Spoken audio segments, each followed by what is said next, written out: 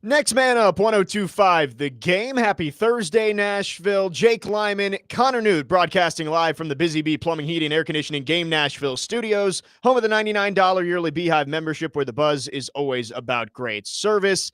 And we are pleased today to have our next man up, Cory Curtis from News 2, going to be with us for the full show. Cory, big thanks for coming in today. Going to be a lot of fun. We got a Titans joint practice down in Tampa, so we'll be keeping an eye on that, but plenty to get to throughout the day. Nashville will never be the same. Sorry, it's been a little while, so I forgot to push my button. It's okay. We there's been some a learning curve with pushing the button for a lot of people this week. So we just as long as that guy isn't in a nuclear missile silo, that's okay. Brian Callahan just spoke to the media ahead of the joint practices down in Tampa Bay. A couple of quick notes before we get going here. He said no T'Vondre Sweat today. I don't think that's too much of a surprise. No, not at all. He was. You were out there practice yesterday. He came out. He went in. Right. He did a little bit, but not a whole lot. Kevin Winston also not going to practice today. We were just talking off the air. Brian Callahan said that L'Jarius Sneed, Lloyd Cushenberry, maybes to be back next week. I would believe Lloyd Cushenberry. I will believe L'Jarius Sneed when I see it. Right. And I don't know if it makes a whole lot of sense to rush them back, especially when it's joint practices next week. You got back-to-back days of joint practices. Maybe you see them for one day, but I don't know. I think you'd like to have Cushenberry back for the Broncos game. Right. And so you'd like to get that cohesiveness with your offensive line. That's a good point. And, the center quarterback exchange. I think they'd like to get as much of that as possible during the season. So I would not be surprised if Cushenberry starts to come back because I do think it's priority. Although I do think Corey Levin is a decent backup. I mean, I know they've tried to get rid of him here, but I don't think anybody sweats it when Corey Levin plays. Yeah. Nobody goes, oh gosh, we're doomed now. But you'd like to have your best player out there against what is one of the best defenses in the league. Exactly. And it's hard to get your center back into the flow of things mid-season too. It's like if he does have to miss a couple of games, I think it's harder to try and insert him in later in the year or a couple games into the season than it is if you can get him going preseason. So those are a couple news and notes from Brian Callahan today. Again, no T'Vondre Sweat, no Kevin Winston out at joint practice with Tampa today. And maybe the Titans will get their two guys off the PUP next week. Early in the press conference, it was just Paul Kaharski there talking to Brian Callahan. Callahan said it's going to be a lot of scripted stuff where, each team knows what personnel they're sending out and they'll call a play. But he said towards the end, it'll be unscripted, just full-on scrimmage style. Well, that's when it gets competitive. Right. I mean, when last Saturday, the Titans, I thought, had their most competitive practice. Right. And when I asked everybody why, and they said it was the unscripted portion. Because that's when it was just football. Yep. And so when it gets to be just football and Vita Vea's on the other side and Skoronski's got to tee it up against them, it's going to get dicey. Excited to see what happens down there in Tampa. Again, just one joint practice for the Titans and Bucs ahead of their preseason game on Saturday. Looking back to yesterday, Cory, you were out at practice, and we said yesterday we felt like it was a big day for Cam Ward. You're coming off that Sunday practice where Brian Callahan rips into the offense at the end. He went, I want to say 5 of 13, had a couple of picks dropped in that practice. 5 of 13 is better than I would have expected after watching it. But he gets a couple of days where you're at the pads, and then Wednesday comes back, and by all accounts, felt like it was the best day that he's had in training camp, or at least one of them, especially the 2-minute drill at the very end. Yeah, and I'll go beyond Cam Ward. I'll just say offensively, they looked like they had the best flow to them. I thought the offensive line, Kevin Zeitler was off on Sunday when they struggled, and he has struggled with Jeffrey Simmons in camp because Simmons has been great. But I watched Zeitler some yesterday, and he was holding up much, much better. And I thought, Cam had some better pockets to throw from. That's number one. And then he had some receivers make some plays for him, which is, that's all. That is all part of it. And there was more of it. But I was telling you before the show, I had not seen Cam Ward run the 2-minute yet for the Titans. They went 2-minute yesterday, and I was like, wow, that's the guy I expected to see. Looked so much more comfortable just calling the play, getting on the line, getting the snap, and just, balls in his hands, balls coming out. And that's not what I have seen from him taking the call from the coach, calling the play in the huddle, getting on the line, dropping back to throw, and just holding it and then extending the play. I mean, that's one of the things I want to see this weekend in his limited action is making plays from the pocket. And I need to see it outside of the 2-minute drill. But the 2-minute drill, again, that gave me more optimism because I thought he looked super comfortable doing it. That is something that early on in training camp was probably the biggest concern for me when you hear what's coming out of training camp and everybody is saying, yeah, he's making some mistakes, but maybe the processing is just a little bit slow. And obviously that's one of the most important things for a young quarterback is being able to trust what you see and let it rip. And we knew it wasn't going to be, instant microwave comes in and immediately knows exactly what he's doing. But it's good to see some growth. And I think today is going to be big to see if he can stack another day of that success together and against a defense he hasn't seen before. When you're seeing the same guys in practice every day, it works both ways. Like the defense can see the personnel and maybe know what play you're running. They know your routes. Right. I mean, they know the offense inside and out. So yeah. And the other thing that, really needs to be said here, whether it's the right strategy or the wrong strategy, the Titans are going out of their way to put Cam Ward and the offensive line into bad, uncomfortable situations. All right. So like the tackles for the Titans are not getting any help in practice. There's no chips. There's no tight ends. When they're running plays, they are on their own. And that's because they want those guys. They want them to work on their technique. They want them to work on their form, and want to see what they can do on their own. And so, they're putting them inside the 10-yard line, inside the 20-yard line. And you've got to respond to that. But, I was talking to Dan Moore about it yesterday, and he's like, yeah, the whole idea is that we make practice harder than the games. And so what I'm getting at here is, and by the way, with Cam Ward, they're throwing everything. I mean, they ran like numerous zero coverage plays in a row against him, which you will never see in a game. Yeah. But so against Tampa's going to do what Tampa wants to do. They're not going to curtail their practice to what the Titans want, which is great because now you don't know what you're going to see. You don't know what their plan is on the other side of the ball. And I don't want to say it will be easier, but it may not be designed with the same intentions. Yes. I don't want to say that the Bucs are not going to try and make it hard on Cam Ward because they are, but that is not the point of their purpose in practice is not to. They're going to work on their stuff. Right. They want to prepare their defense for every quarterback they're going to see this year. They're not specifically saying we got a rookie quarterback on the other side. Let's make it difficult for him. So maybe it is a little bit easier.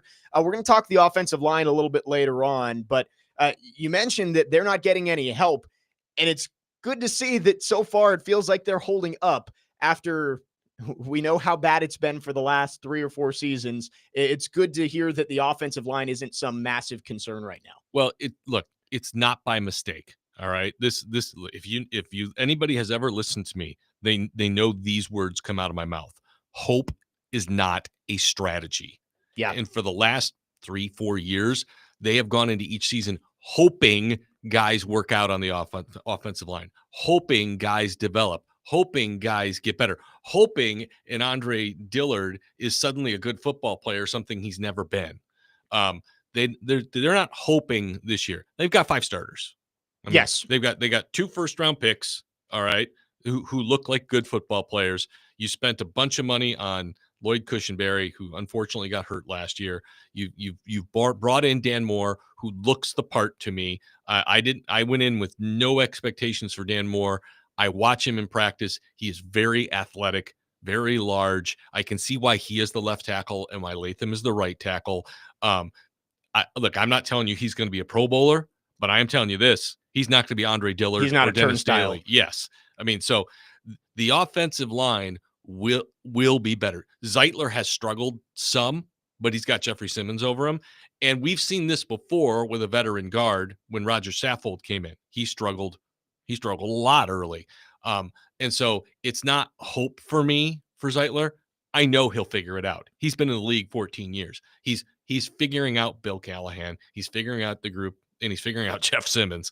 Zeitler will be just fine. Yeah, you can see that there are 3 guys on that offensive line who have proven they can be NFL starters. I know Dan Moore, when that signing was made, everybody looked and said, oh, he led the league in sacks allowed last Who's he year. playing against? Right. A lot of those came against Myles Garrett and Trey Hendrickson. And TJ Watt. All right, no, TJ Watt's on his team. Sorry. I did the exact Trey same. Hendrickson. Yeah. I did the exact same thing when they signed him. I was like, oh, he's got TJ Watt in his division. I was like, wait, he's on the same but team. Trey Hendrickson, he led the league. Led the league in sacks, and Myles Garrett, in terms of pass rushing talent, probably is the best in the league. And Baltimore can bring it every year. Adafe Owe, and they used to have Matthew Judon. Right. So there's plenty of people who have made his life hard in that division. Yep. Not to say that there aren't good pass rushers in the AFC South, but it's definitely not at the same level. It's not the same. 615-737-1025 is our phone number if you want to text or call. Our phone lines are driven by WilsonCountyHyundai.com. We'd love to hear from you. Again, Titans down in Tampa today for a joint practice with the Buccaneers. We will continue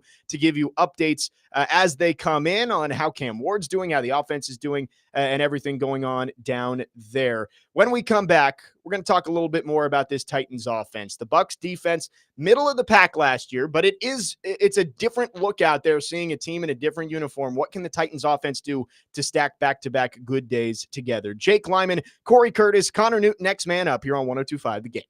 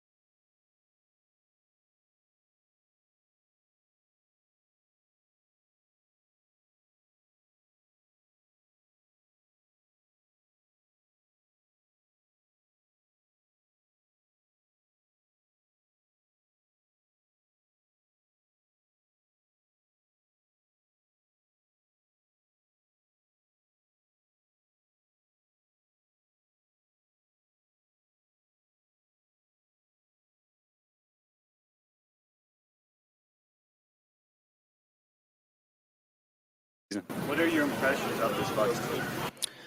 I mean, talented team. There's some, especially on the trenches, the offense and defensive line, got some good players. It's a good test for us. The schemes are really, really solid. Obviously, the defensive scheme is aggressive. It's exotic in nature. And I know they've talked about some things that hopefully we see a little bit of in terms of some press coverage and man coverage and things they're trying to maybe do a little bit more of. And then I think the offensive scheme and offensive talent is as good as anybody's in football. So we got a good test today. It's a good football team. I mean, you don't win 10 games on accident in this league, and they've managed to be really competitive for a lot of years now. So they do a really good job.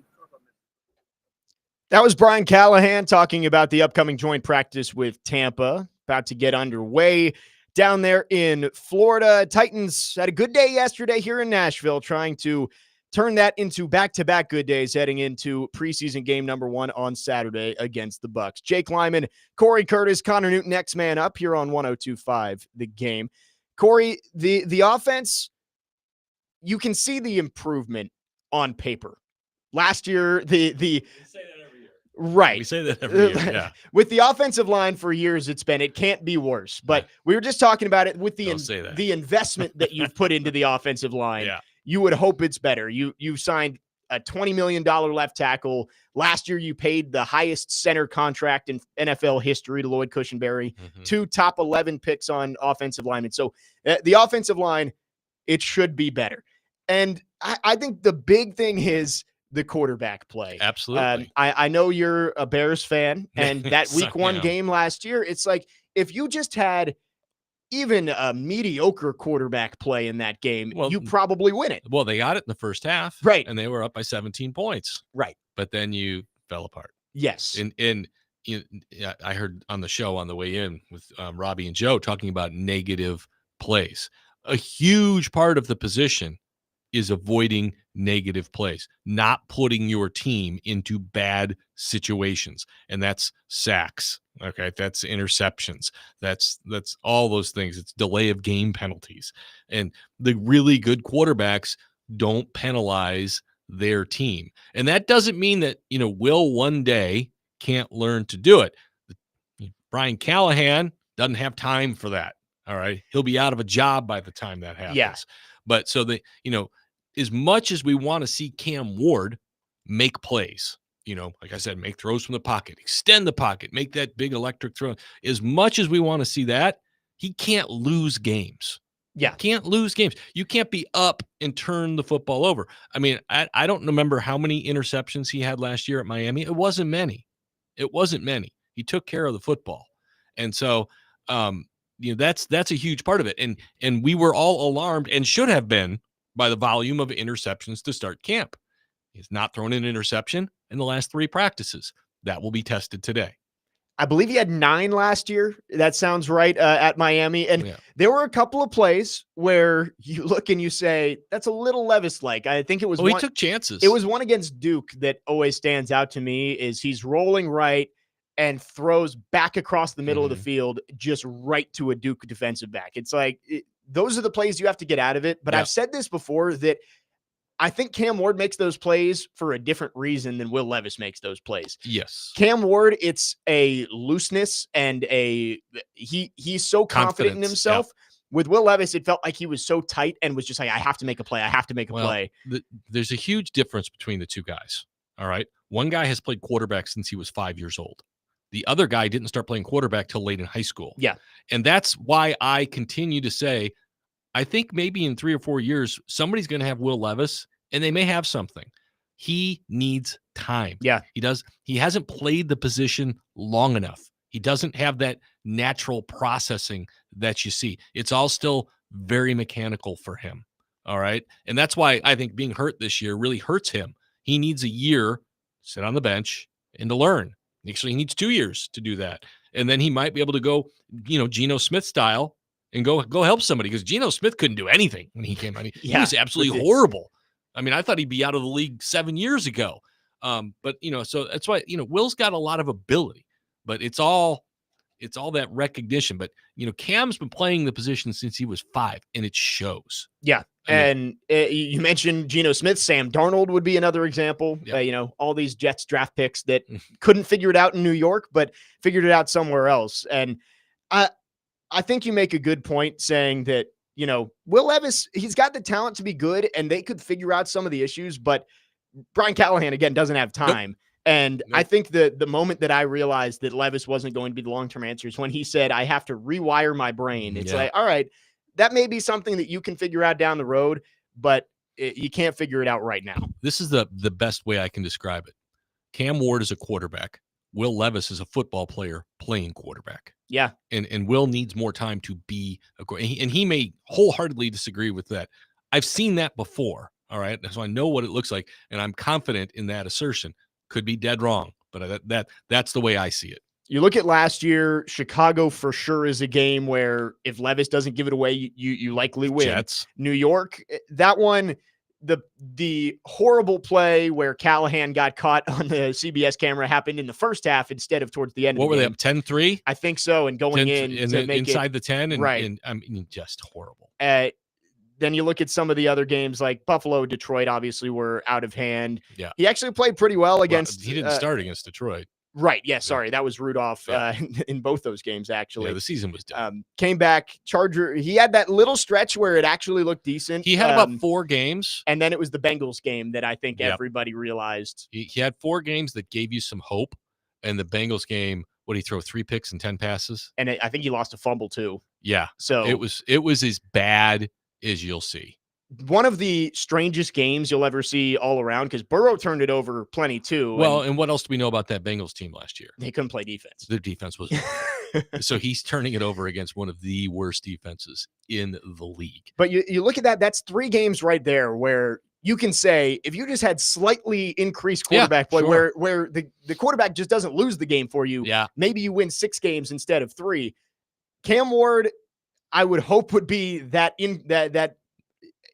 elevated quarterback play heading into the year. And it's good to see, like you said, 3 days without an interception. Yeah. And Brian Callahan has made it a point every time he talks about Cam Ward to say he does not make the same mistake twice. Yep. He learns from it. That's what you're looking for because he's going to make mistakes, guys. It's going to happen. Don't freak out. I know. Don't freak out. But by the way, in the old days, they used to give quarterbacks 3-4 years. Will Levis would have certainly gotten another year in the old days. That's what TD and I were having that conversation because he brought up, they used to sit the quarterbacks back in the day. McNair got 2 years and Donovan McNabb sat.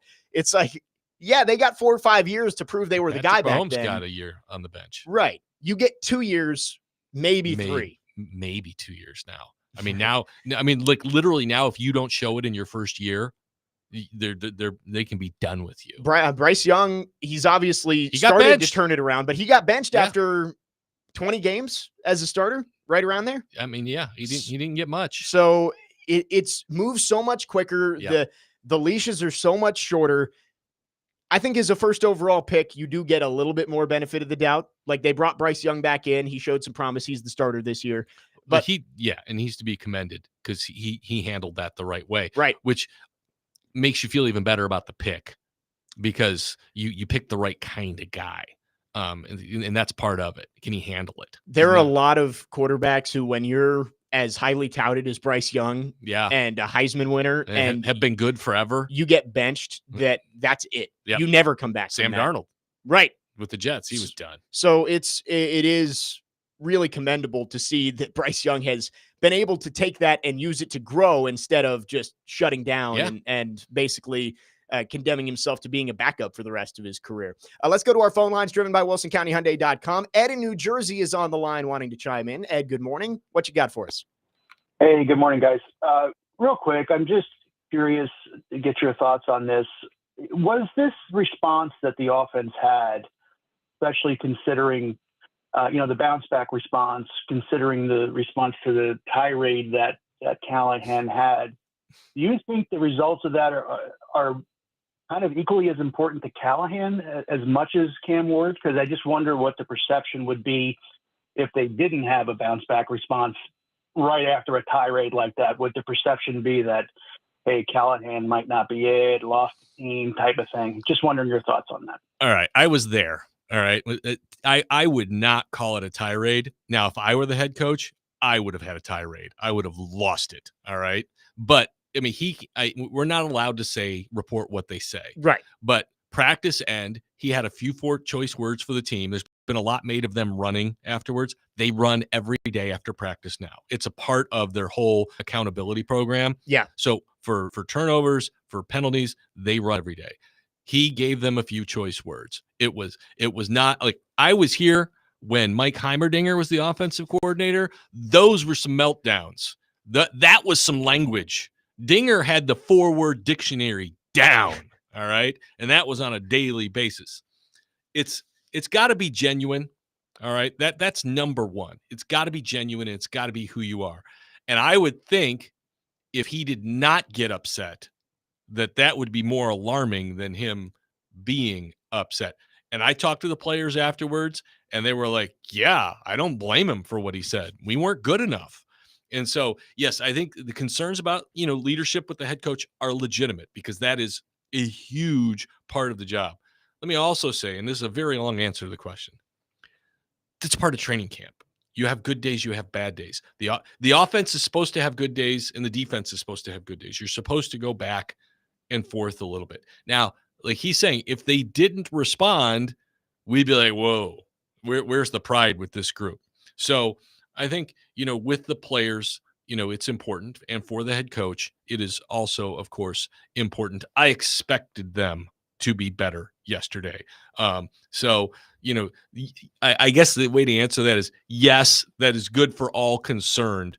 Because if it wouldn't have happened, that would have been the opposite of the expectation, and it would have been alarming. You can't make sweeping declarations off of 2 practices in early August, but I do agree that if he publicly and in front of the media and fans were out there on Sunday too. It was family day. All right. It was family day, which made it even better. I love that. To do that, and if the offense came out and was horrible again yesterday, I think that's when you start to question, not maybe has he lost the locker room, but does Brian Callahan command the respect of his team? And to see them come out and have a day where I saw many reports saying that the offense won the day yesterday, I think that's big for Brian Callahan in terms of they performed. Right. They performed. I mean, I'm not going to sit here and say, oh, they embarrassed the defense. They made plays. Yeah. Which is what you want them to do. They scored touchdowns. All right. And it would make you worry if the offense was dominating the defense. It makes you worry if the defense is dominating the offense. So like you said, training camp should be a give and take a little bit. There should be an ebb and a flow to it.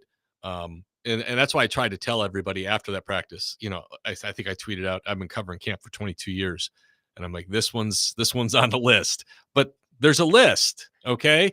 It's not at the top of the list. No. I mean, it's pretty close. It was pretty bad, but I've also seen worse teams.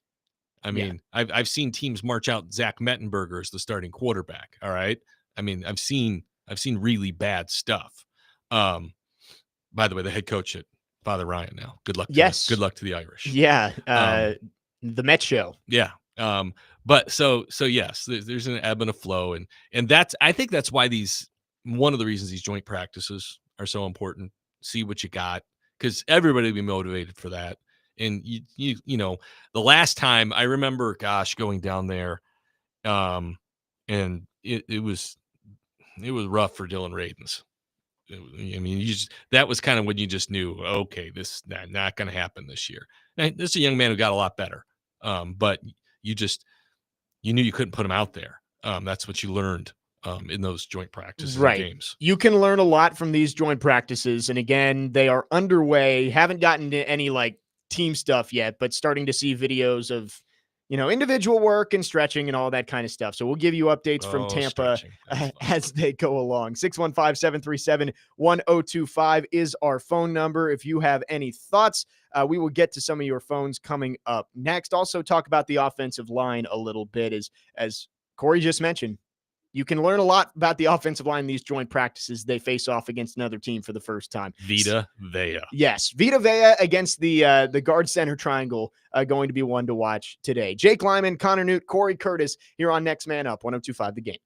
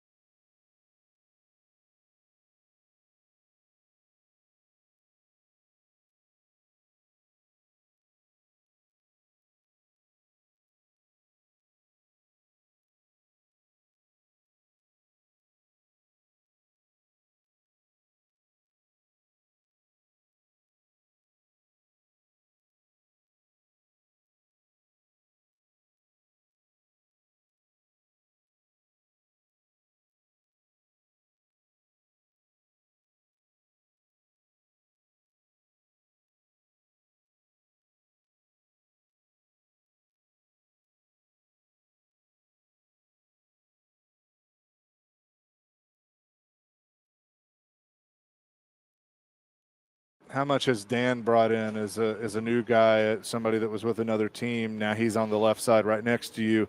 What has he brought to the table? Dan's got a lot of experience. He's seen a lot of the best rushers and he's seen a lot of football. In Pittsburgh, they've a winning record every year. He's been there, so he knows what a great culture is like. He knows what the NFL feels like as a left tackle. So he has all the experience you want, and he definitely brings a toughness and a great mentality to our line. He's vocal at times when he need to be, and he brings a really good energy. That I really enjoy working next to because you kind of play off the other guy's energy and that feeling. And I feel like he's really lifting me up too. That was Peter Skoronsky on the Chasing Big Joe show last week talking about Dan Moore and his new running mate on the left side of the line, what he's seen so far in training camp. Jake Lyman, Cory Curtis, Connor Newton, next man up, 102.5 The Game. The offensive line off to a good start in training camp, all things considered. And Dan Moore, although when he first signed, I think there were a lot of Titans fans out there who thought it was an overpay and who is this guy? Better than Dennis Daly, better than Andre Dillard, better than Jalen Duncan, who apparently Jalen Duncan's had a pretty good camp too. But, it's staggering to say. And I think these practices are as important for him as just about anybody on the roster. Yep. Because we're going to find out how much of that is smoke and how much of it's real, because this is so much more competitive. And, the question I have about Jalen Duncan is, does he have that gladiator gene in him? And we're going to find out if this is the right direction for him. He'd be a good option to be, I guess Blake Hance is kind of the swing tackle, but he's been hurt. Like, this is a good opportunity for Jalen Duncan to go out there and prove that he can at least be a depth piece for this team. We are getting updates from Titans and Bucs joint practices down in Tampa. Apparently the first little scuffle, there was it's not a fight, not by any means. I'm looking at the video right now, just, guys getting in each other's faces. So the Pewter Report on Twitter they say Bucs right guard Cody Mock manhandled Titans DT Jeffrey Simmons in one-on-ones, and the trenches started chirping afterwards. Mock pointed to Simmons to go back to his group. I'm watching the video, and Jeffrey Simmons pushes Mock 5 yards backwards before he gets hip tossed. So I wouldn't say manhandled is exactly the right word. And when you get put on the sled, you're not, that's different. I've just watched like 4 wide receiver cuts in Bryce Oliver making another fantastic combat catch on the sideline. He's the guy I die in the mountaintop for. Bryce Oliver, I think a lot of Titans fans are trying not to get their hopes up because there are so many training camp darlings at wide receiver, but especially. More than that. I mean, he was a good special teams player last year. And it's 2 years in a row. Yeah. I mean, he was really good in camp last year. Nobody knew who he was, including me, but he and Malik were dialed into each other last year. And then, he got really good on special teams last year. And when he got a chance to go out there and catch a ball, he did. I'd like to see him play, but we'll see if there's room for him. Especially the Saints preseason game. He had 2 touchdowns from Malik Willis. Yep. And so I think he's going to make the roster, but you're right. It is a question of how much he's actually going to play because the Titans are going to prioritize getting reps for the guys they just drafted in the 4th round. I think the question is, how big of a part of things are Lockett and Jefferson? Because they're both, I mean, let's be realistic. They're safety valves. Yes. I mean, Lockett's at the end of the line, and Jefferson, and I like Van. He was former Titans on 2 prep player of the week. Great kid, father 5. I mean, you could talk to him forever. And he's a pro, but we know what the ceiling is. Yeah. So you want to see these young guys. I think it would be concerning if Van Jefferson listed as the wide receiver 3 on the first unofficial depth chart. Mm-hmm. It would be concerning if he's the wide receiver 3 by the end of October. You'd like to see one or both of those guys force their way onto the field, for sure. And we're talking about Io Manor and DK. Yeah. Looking at Paul Kaharski tweeted out a video of most of the Titans one-on-ones from the offense, and it said not great. Cam Ward, I believe, hit Calvin Ridley down the sideline here for a pretty good throw. Yep. So lot of good, but a lot of balls hitting the ground based on this video that I'm watching. Okay. I don't think we're going to see a lot more video the rest of the day. I think they have gone into Yeah, they the usually get about 3 periods. right. So they had the one-on-ones with the offensive line, defensive line, and then wide receivers and corners. So we'll continue to give you updates as we get them from down in Tampa Bay as the Titans and Bucs face off, and we'll see if it's another good day for Cam Ward and the Titans offense. Let's go to our phone lines driven by WilsonCountyHyundai.com. Adam in Portland is on the line. Adam, thanks for calling. Go ahead.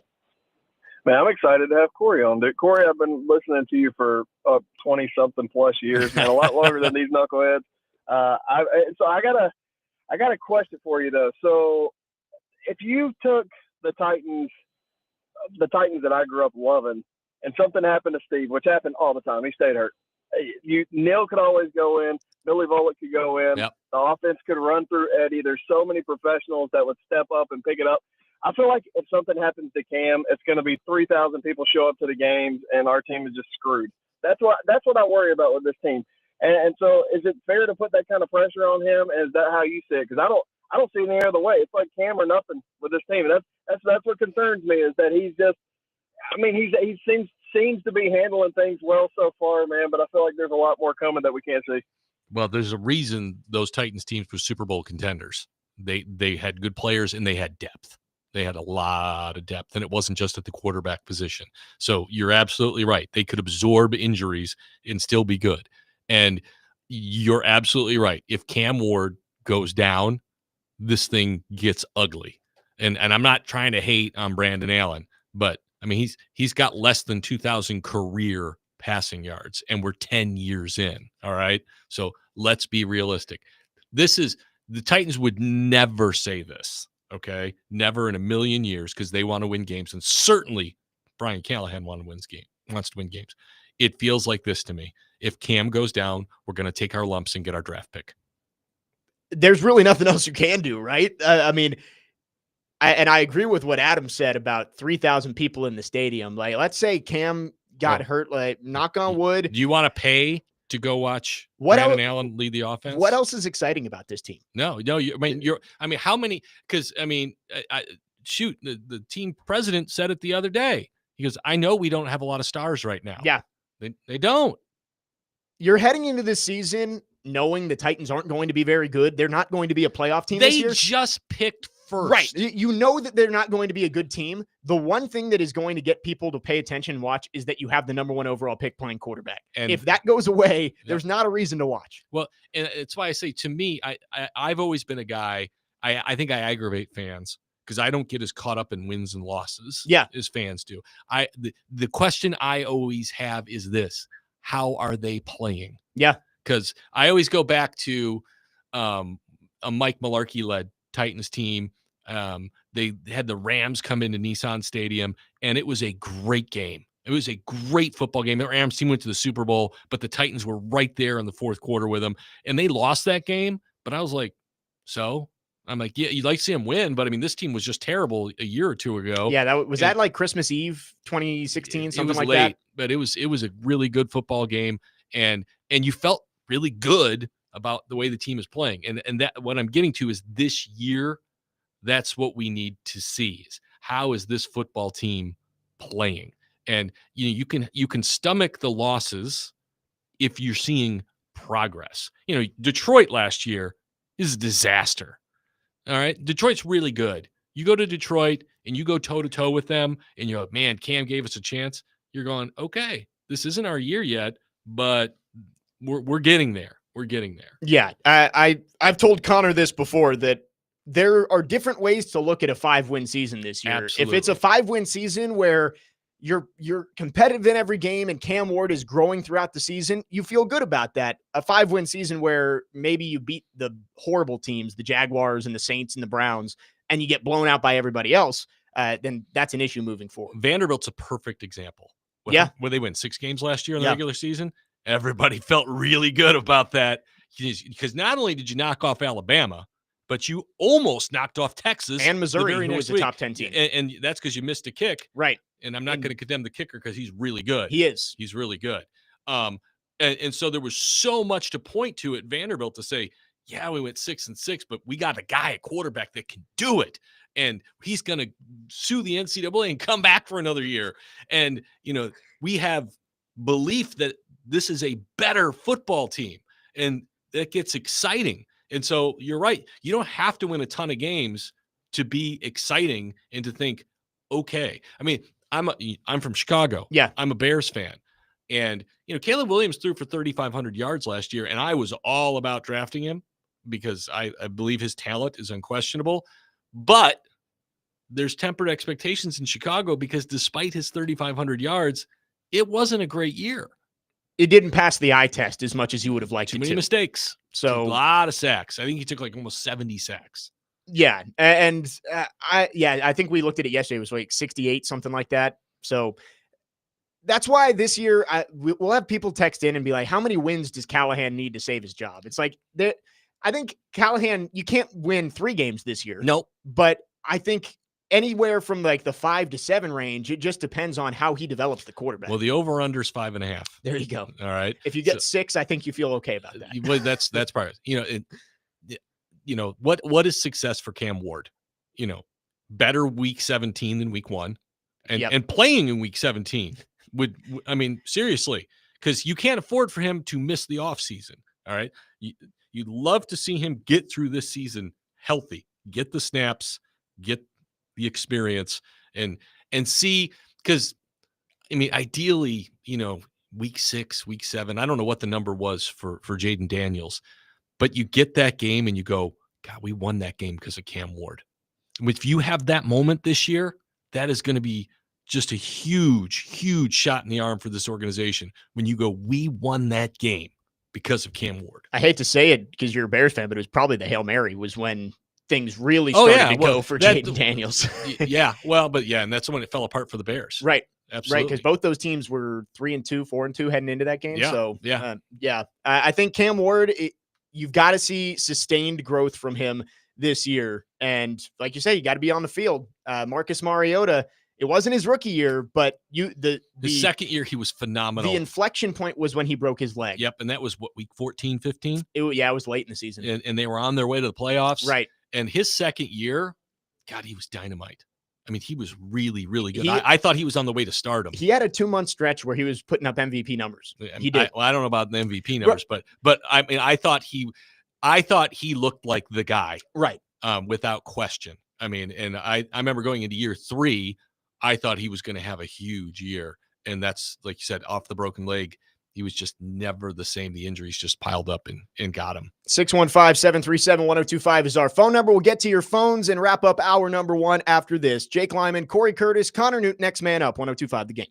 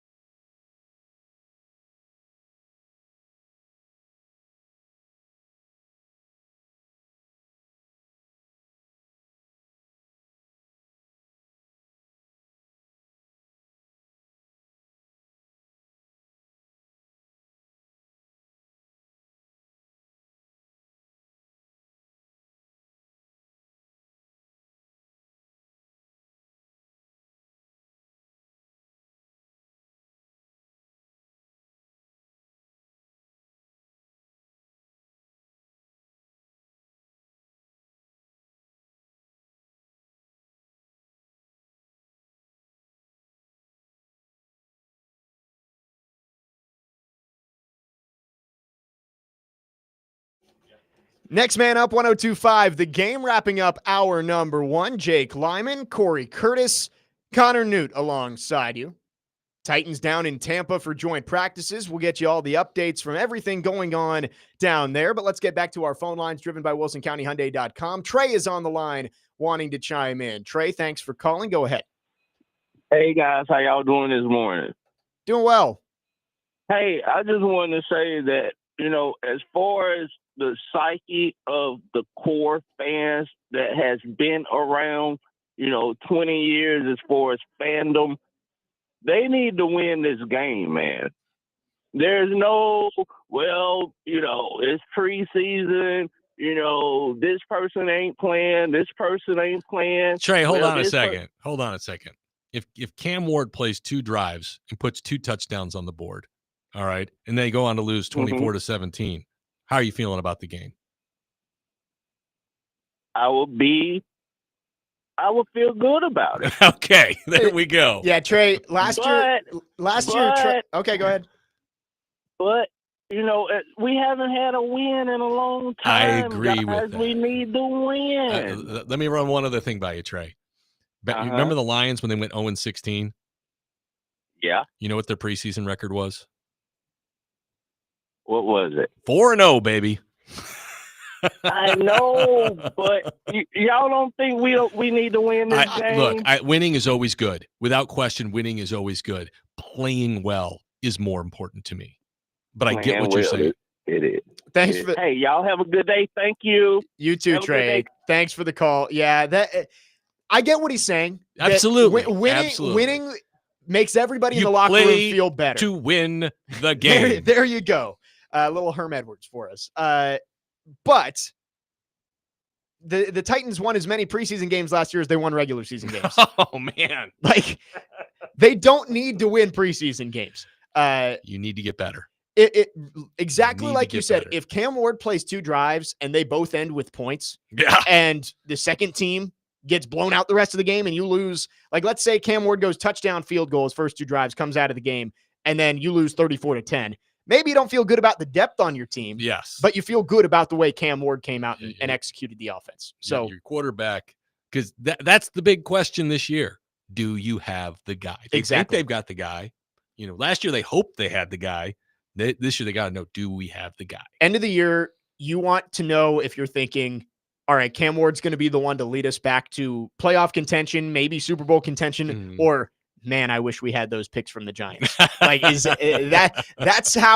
one way you're going to be feeling. I don't think there's a whole lot of in between. Cam Ward has to be good this year. 615-737-1025 is our phone number. Again, the Titans are down in Tampa practicing with the Buccaneers. Seeing a couple of updates. I believe Xavier Woods just had an interception. All right. So there you go. The defense made a play. Haven't seen a ton on Cam Ward yet, but we will continue to monitor X and social media to see if anything comes out about what the Titans offense is doing down there. Hour number 1 in the books. Hour number 2 coming up. We will stick with the Titans. I might get into some Vandy a little bit in this second hour after the Any Given Saturday came out on Netflix. Lots to get to from Diego Pavia and Clark Lee. Jake Lyman, Cory Curtis, Connor Newt, next man up here on 1025 The Game.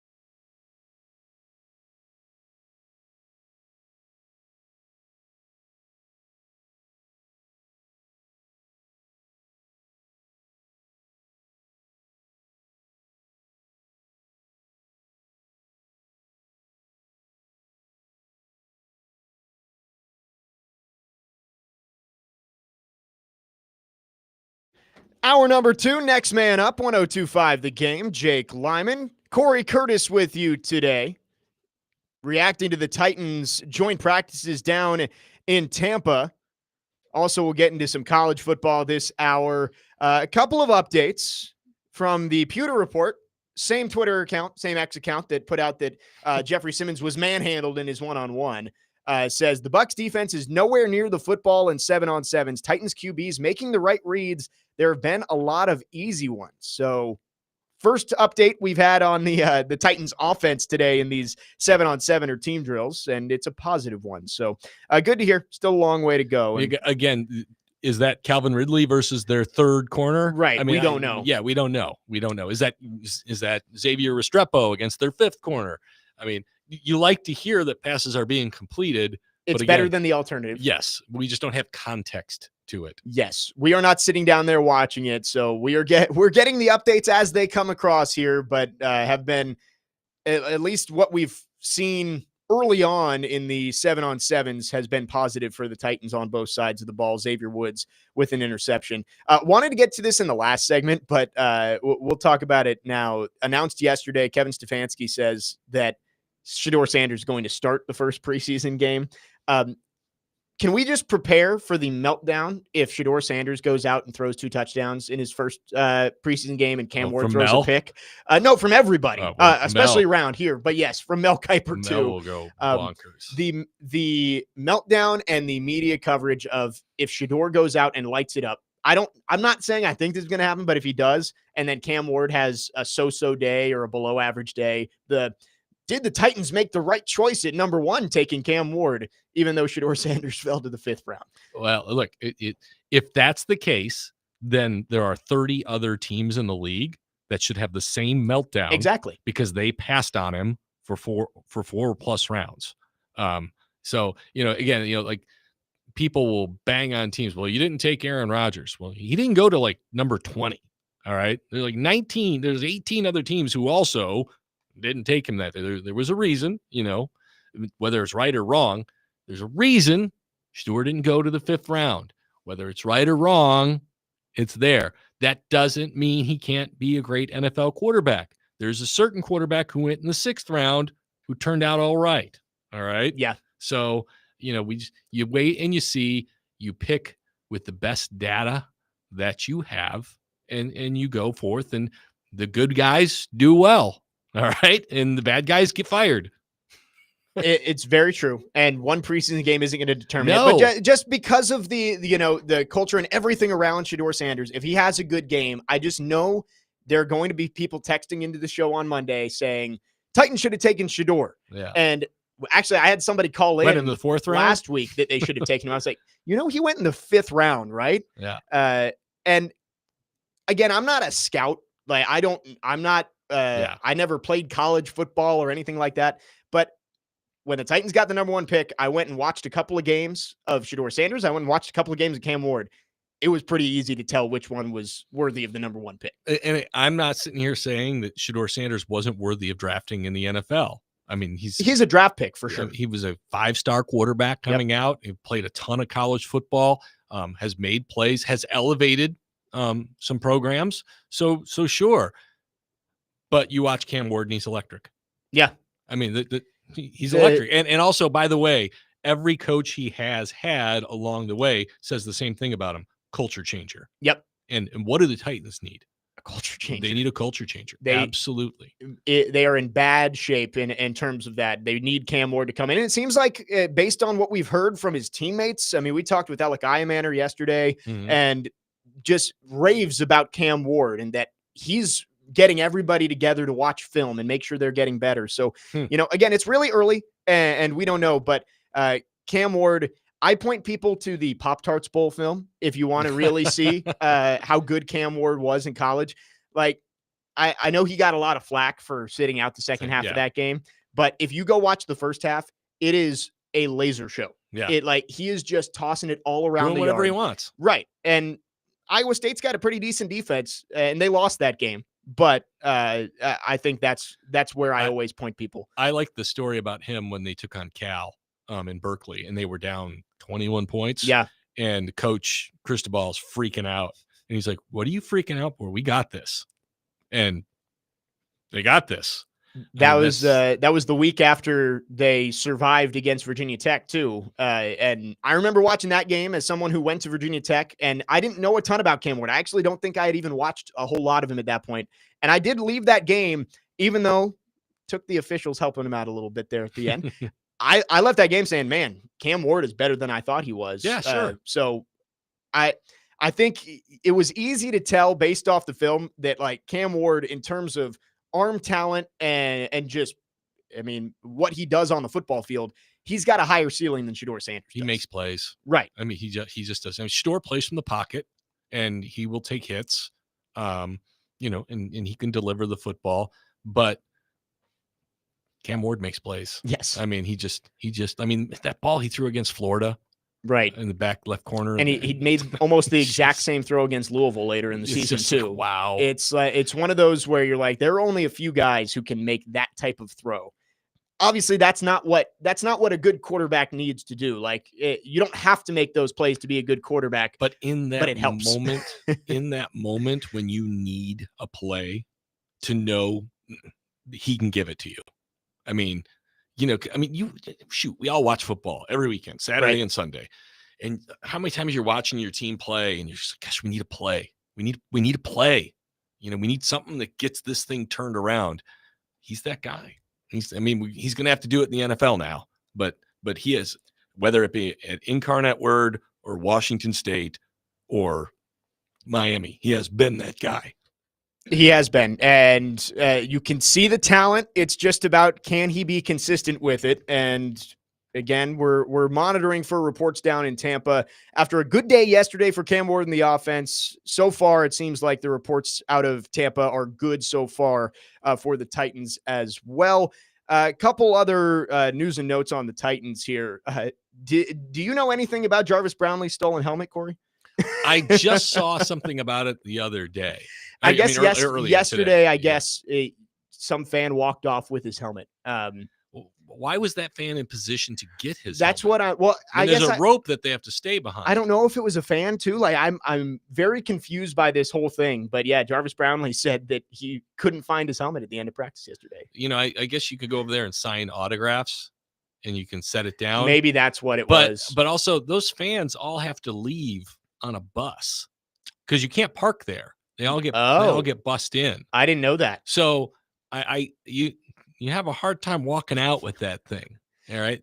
Those things are big and they're heavy. Maybe it was a teammate just playing a prank or something, but the tweet's still up at this point. So you would think he would have taken it down if it was a misunderstanding. So I thought that was funny yesterday. TD was like, I was wondering why Jarvis Brownlee Jr. just walked into the locker room with his shoulder pads and no helmet, but I would guess he's got a new one or maybe found the old one for practice down in Tampa today. 615-737-1025 is our phone number. We'd love to hear from you. Eli from Smyrna on our text line asks, is Snead practicing yet? He is not. We did address that at the very beginning of the show. Brian Callahan said maybe next week for L'Jarius Snead and Brian Callahan. And maybe I'll win the lottery next week. It's probably about the same odds. I would guess L'Jarius Snead probably practices less than 3 times before week 1, and he might be on the field for week 1, but I don't think he's going to practice very much leading up to the season. Yeah. I mean, look, I've seen him out there. So he's there, and, we can't say what we see him doing. Yeah. But, he's out there. So he's trying. I mean, there's no question that he's trying, but I mean, we're over a year into this thing. Yeah. It's, you got to start to see something at some point. Well, I mean, again, in sports and in life, so go broader, you have to surround yourself with people that you can count on. Okay. And I'm not saying this makes him a bad person, but can you count on him to start a game, finish a game, be 100% in that game, or enough of a percent to be effective in that game? Yeah. I mean, right now it's hard to have that belief. Because it's not just the results, but it's the words that have gone along with it. I'm closer than close. I'm healthier than I've ever been. Where are you? Right. We're almost 3 weeks into training camp now, and we have not seen L'Jarius Sneed participate in a practice. I don't think you can rely on him to be anything. Like you really hope that he is going to be a factor for this team in any fashion this year, but you can't really count on it at all. Jeff on our text line says, what disgusts me with the Titans are the penalties. When a bad team is trying to improve and committing few penalties, I can accept that. However, when the team is drawing stupid penalty after stupid penalty, that shows a lack of discipline. Yep. I agree with that. Yep. But as you were saying, the Titans, I think, have made that a big focus this Huge year focus. is to try and cut out the stupid mistakes. Well, especially the pre-snap penalties. You're going to have some penalties that come up during the game, but false start, illegal formation, delay of game, you can't have those. Right. Lining up in the neutral zone. Oh my gosh. That one kills me. Was that 3 inches really worth it? I mean, also just look at the ref. Am I okay? That's all you got to do. Just that's all little thumbs up is all you need. Yeah. So like I said, penalties. I mean, Jarvis Brownlee's going to get penalties. The way he plays, he's going to get penalties. But they're combative penalties, which you can accept. And so penalties before the whistle, penalties after the whistle, those have all got to go. And once you start with that, then you can start refining the other stuff. Yes, I think it shows an undisciplined team when you're getting too many false starts, too many offsides. I guess a legal man downfield can also be in the frame of a play, like somebody just loses track of where really they are. Tough these days now with the RPOs, right? But it is just coaching to try and get those stupid mistakes out of there, and I think the Titans at least have tried to commit to that. And players have to be locked in, right? I mean that's a level of concentration, all right, and that's why they're holding the whole team responsible for this stuff. Is they want players to be accountable for their mistakes. Now, if there was enough leadership on the team built in, then that accountability would already be there. But again, this team is still trying to overcome the loss of Derrick Henry, Kevin Byard, Ben Jones. I mean, those were the leaders of this football team. They need new leaders to emerge. Yeah, they lost almost all of their leaders in about a 2-year span. Like you can argue the personality of Taylor Lewan, but he was a leader on that team in the locker room, and he's gone. It was Ben Jones' line. Right. Ryan Tannehill gone.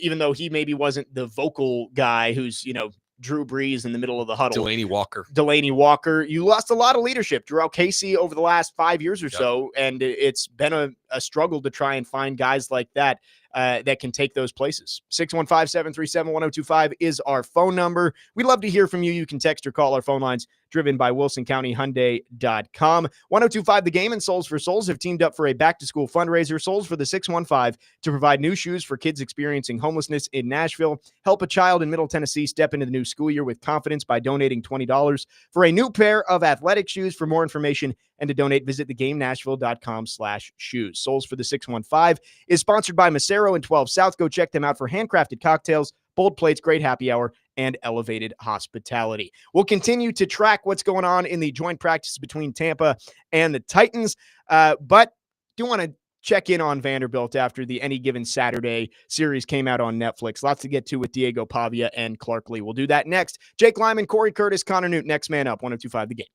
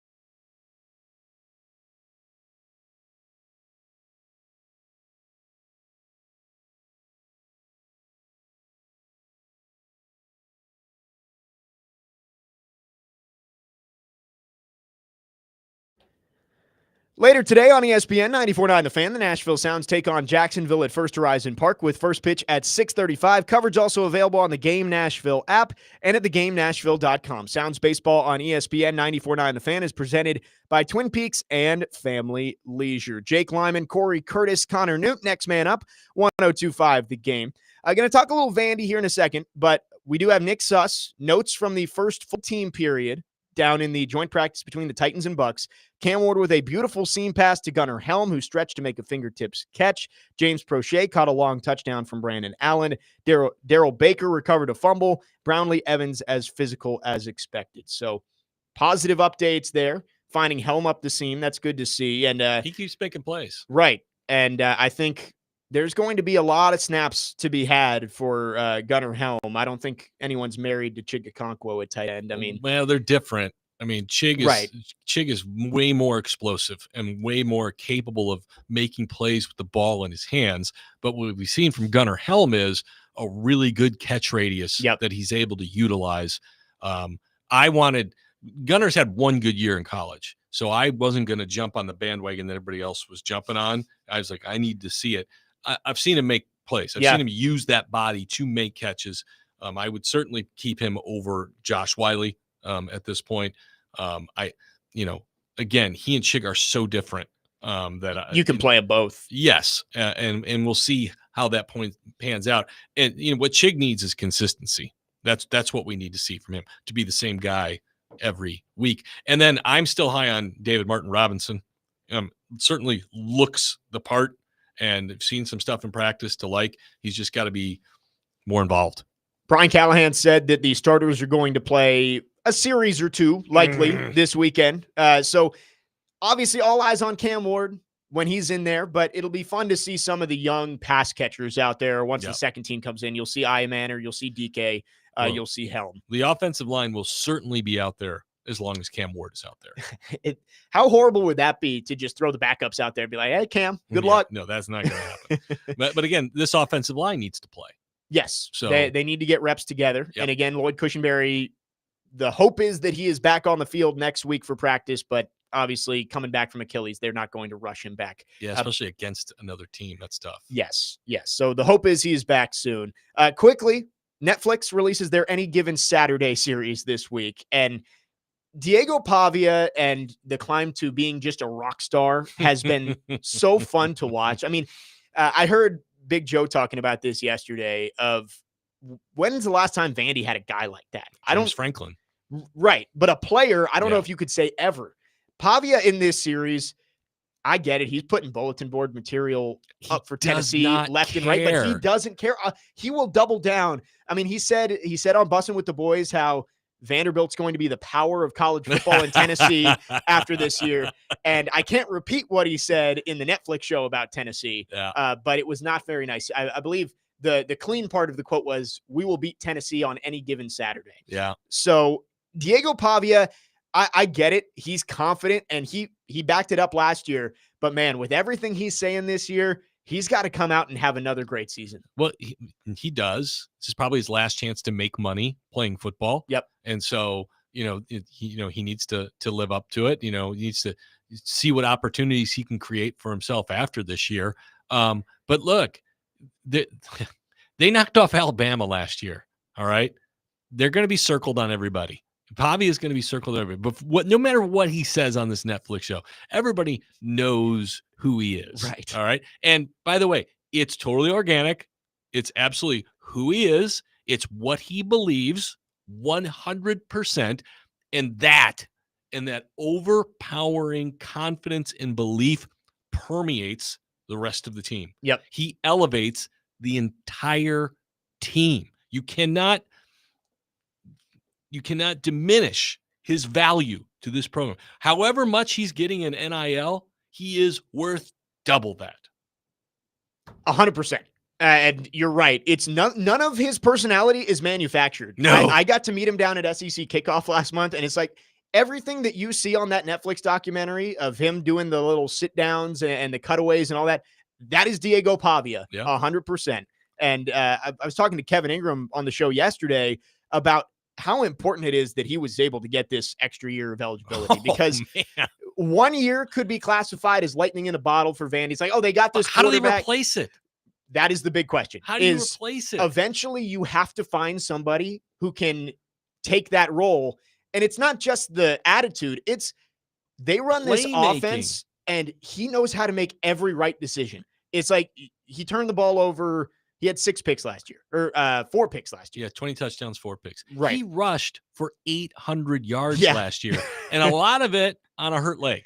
Yes. I mean, so, he was their leading rusher.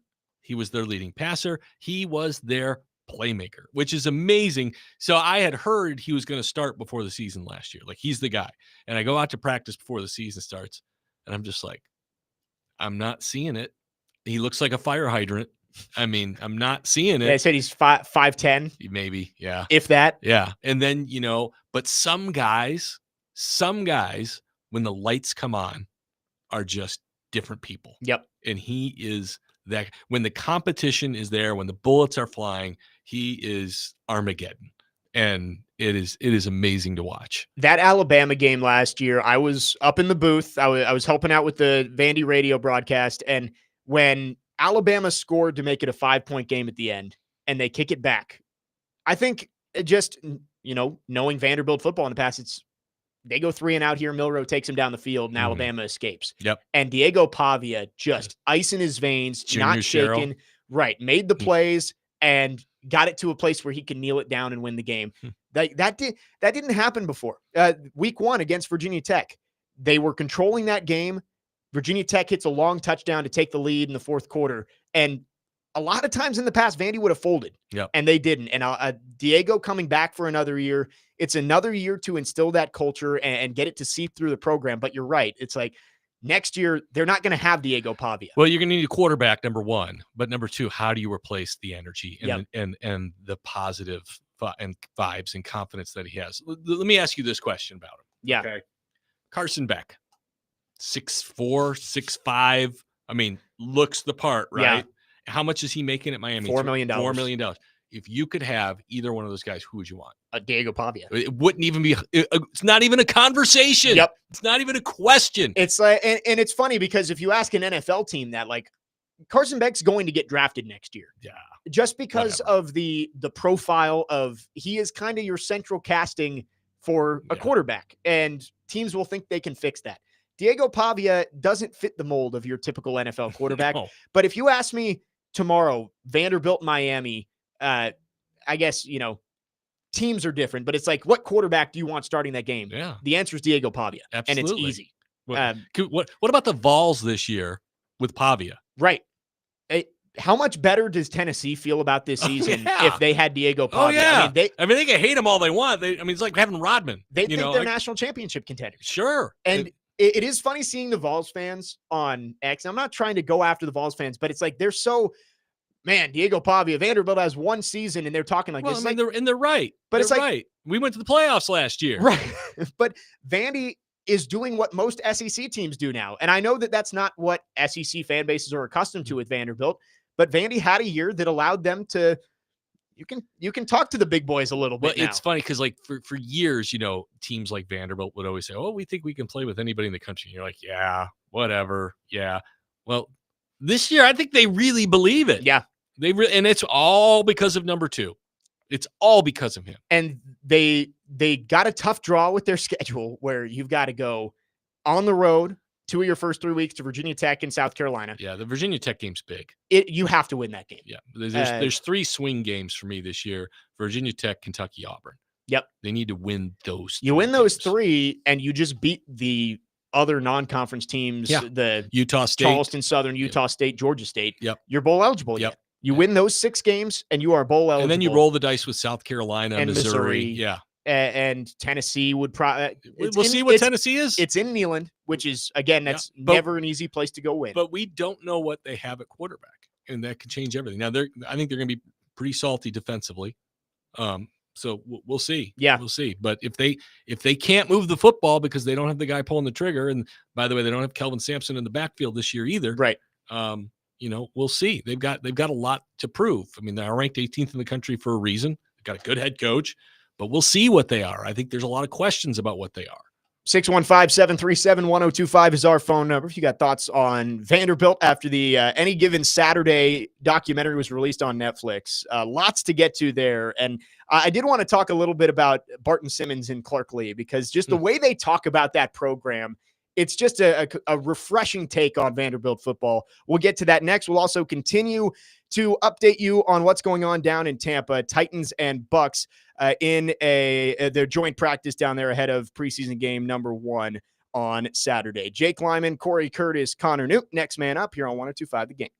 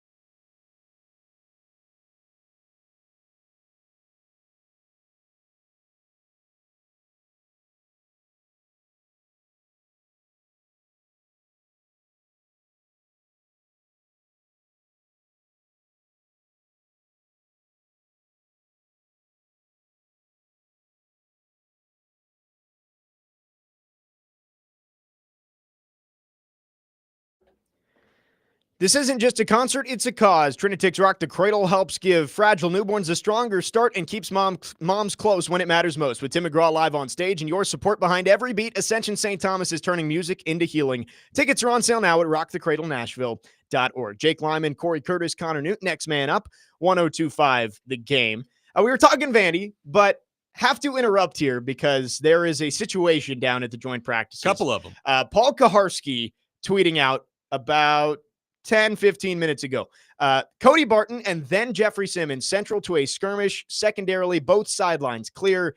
Didn't see primary Bucs involved. And my favorite part, Cam Ward fired a ball into it from about 20 yards away. Okay, the first two parts of that aren't surprising with Cody Barton. He's pretty intense. I think those would be And two Jeff of Simmons the will- top 5 guys you'd expect. Yeah, but hearing Cam Ward firing a football in there, that's not what you expect. And by the way, it's not what I would advocate. I agree. That's not what you want to see. I just see the first response under Paul's tweet is Uncle Rico chucking a football. Knocking Napoleon off his bike. Yes. So Cam Ward also reportedly threw his first pick. Hassan Reddick got him. Garski reported that. Yeah. So it's a bad throw to Chigakonkwo. Their combination needs some work. Yeah. You haven't heard a lot of good from Chigakonkwo, which again, there've been a lot of balls behind him. Right. I just think their timing needs some work for whatever reason. Also, from the Pewter Report, wild scene at Bucs Titans joint practice as Jarvis Brownlee Jr. walked over to the Bucs fans in the stands who were taunting him and had to be restrained. Okay, that is definitely not what you want. The Titans defense, maybe there was all the conversation about a lack of energy at Titans practice. It seems like that's gone away, but maybe swung too far in the opposite direction. All right, Nick Suss. This is his assessment. Some people got angry. Some other people got angry, and yet more people got angry. And then there was a scrum, and then there wasn't a scrum. Perfectly put. What's concerning about the Brownlee thing, though, is if you're worried about the fans, you're not worried about football. Right. Okay. You are distracted, and you're not concentrating on what's important. That's not being competitive. All right.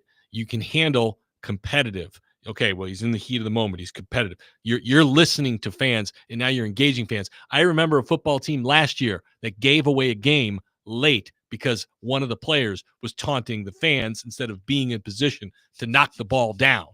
All right, Jarvis is a good football player. He's got to be better than that, though.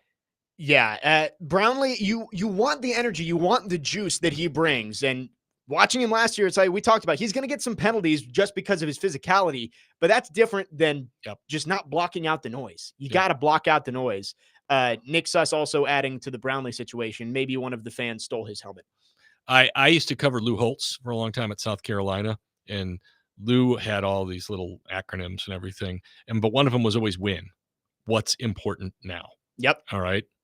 I would give that to Jarvis Brownlee and say, what's important right now? Is it engaging the fans, or is it lining up for the next play against Mike Evans? Yeah, I mean, the Titans seem to love their acronyms this year. Is it MES, mental errors? Was that one? Oh, I don't know. Sins. Sins is the big one. Yeah. Self-inflicted negatives. Yeah. So maybe they will take sins and wins. Maybe that's how Brian Callahan goes. So a brawl is the way Jim Wyatt described it. And if Jim Wyatt's describing it as a brawl, I think it's pretty safe to in assume. A joint practice, that is not surprising. And Brian Callahan said yesterday that he had instructed his team that there was not going to be any fighting. They wanted energy. Yeah. And it seems like things have boiled over down there. We'll continue to give you updates from joint practice. And I believe it should be wrapping up probably in the next 30 minutes. So we should get the full lay of the land when it comes to how the Titans did against the Bucs today.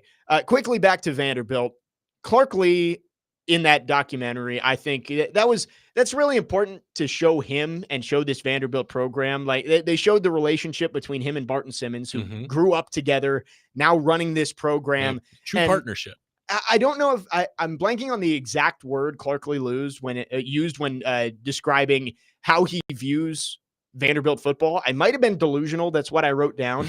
But he said, he's like, you kind of have to have this delusional confidence that you can be this. He said, I came here to be the savior of this program. Yeah. And that's what Vanderbilt's needed, is a guy who wasn't going to use this job as a stepping stone, but a guy who truly believed that he can bring Vanderbilt football back to prominence. Well, I mean, look at some of the programs over the years, like Boise State. I mean, anybody think going to Boise State, you were going to be competing, to be in the playoffs, competing to go to New Year's Day bowl games? Yeah. It takes a delusional guy to say, I'm going to bring that to the Boise State Broncos. I never even heard of the Boise State Broncos for a long time. And, we can run down 5 or 6 other schools. Shoot, Brett Bielema is at Illinois right now. They're ranked number 12 in the country. Crazy. Okay, I am from Illinois. I'm from the Chicago area. They have been terrible way more than they have been good. Okay. And frankly, because it's a basketball school and it just hasn't been as important. They just have not sunk the finances into it. But Brett Bielema does not care, but he does not care about what expectations are. Yep. He wants to play everyone and he wants to beat everyone. It didn't work out for him at Arkansas. It did work out for him at Wisconsin. And right now, he is turning in one of the great coaching jobs in the country at Illinois. And it's that unwavering, it's like Diego Pavia, unwavering belief and confidence that you are the man for the job. And no matter what it takes, you will get your team there. And to tie it to the Titans, it's the conversation we had about Cam Ward when he said his confidence is 10 out of 10 before he had even started training camp.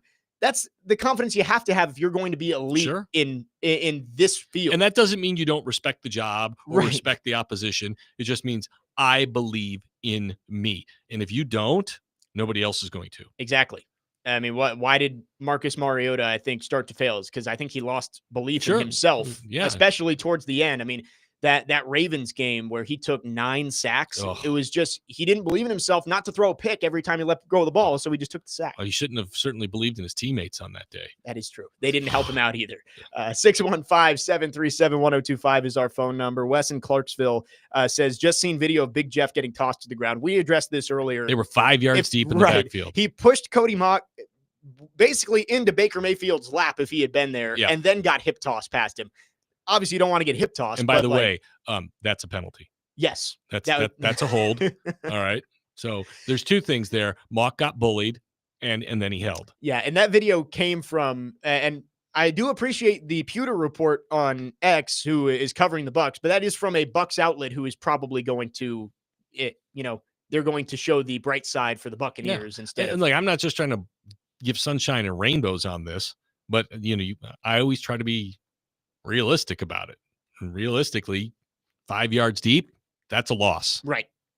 615-737-1025 is our phone number. We will get to your phones coming up next. Also, speaking of brawls, there was one yesterday that involved a former Titans head coach. We will talk about that coming up next. Jake Lyman, Cory Curtis, Connor Newton, next man up, 1025 The Game.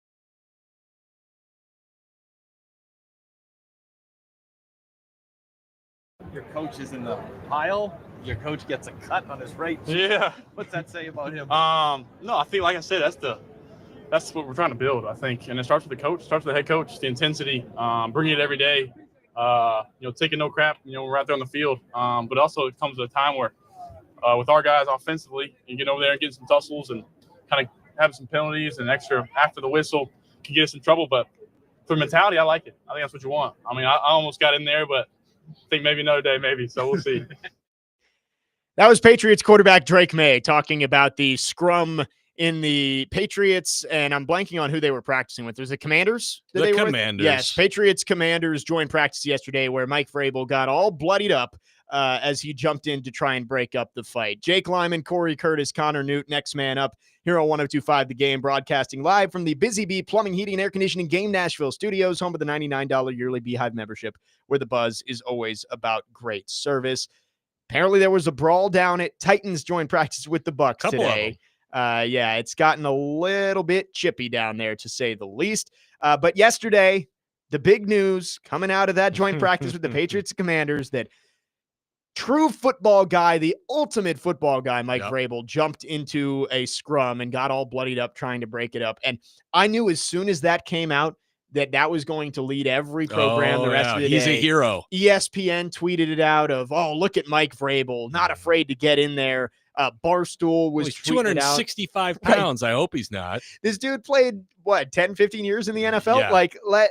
Of course he's not afraid to get in there, but it is just funny. You knew that was going to happen at some point because we were talking during the break of people outside of Nashville don't understand the whole Mike Vrabel experience. It was just he went from coach of the year to fired in 2 years. He's got to still be good. It's like he's being viewed as the chosen one, the successor to Bill Belichick. And of course, the first day of joint practices, he gets back in the news by being the ultimate football guy. Yeah, he says don't do stupid stuff that hurts the team, and fighting is part of that. And so he has no room for it. So when he sees I'm sure he's in there trying to get his guys out of it because look, if Drake May's in there, you can't get him hurt. Right. Drake May said, I thought about getting in there. I'm like, you should not be thinking about getting in there. Didn't it involve Travion Henderson? Yes. Yeah. You don't want him hurt. No. That dude is talented. He is. And again, you want your guys to focus on practice, on the things that are important. And so he is a very hands-on coach. We always saw it when guys were coming back from injury. Vrabel was the guy who'd have the pads and he worked. That's part of who he is. Right. He was a very, very good positional coach. He was not a great coordinator, and he was a very good head coach. Yep.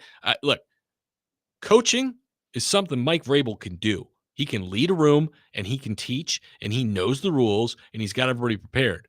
For me, and I could be dead wrong about this, the problem is when he wants to be more than that. Yeah. Which he desperately wants to be. And again, who are his examples? Belichick and Urban Meyer. Yeah. So, those are his examples. Right. So, and didn't he play for Andy Reid in Kansas City at the very end? Maybe. He played for Cower with the Steelers. Yeah. But then the last 2 years were in Kansas City. But so those are the guys he kind of learned from. And, I'm sure he, the head coaches, most of them want to pick the groceries. And he feels like he's entitled to that. And the Patriots said, yes, you are. And so we'll find out if he can do it there. And maybe he learned some things like not to sign guys who don't like football. That would be a start. That would be a start. You got to know a guy's heart along with his ability. But again, he can lead a room without question. And he knows the rules, and he has his team. We always call them Vrabel specials. Titans are a 10-point favorite, and they win. The Chiefs game in 2022, when Malik Willis is starting Sunday Night Football against the Kansas City Chiefs, and they should have won that game. Won. Yeah. If the officials don't call holding on, was it Trey Avery? They called holding on because Travis Kelce ripped his helmet off. Yeah, there was also a play on the sideline. One of their defensive ends, lost containment. I'm forgetting who it was. I know. Yeah, it was 99. It was Weaver. Yeah, Rashad Weaver. He lost containment on the quarterback, and I was like, oh Yeah, but no, that it was the variable special of those were the games that you could never count the Titans out in.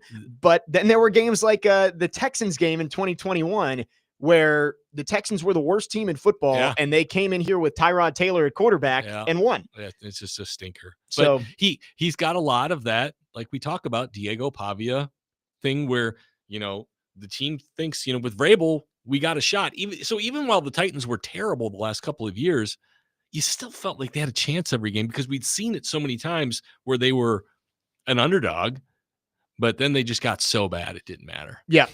Yeah. 6-18 in the final 24 games. And on your 94th player of the season. Yes. Every year. Yes. Which again is a concern. I mean, right. Like, how did that happen? Because we're already seeing this camp.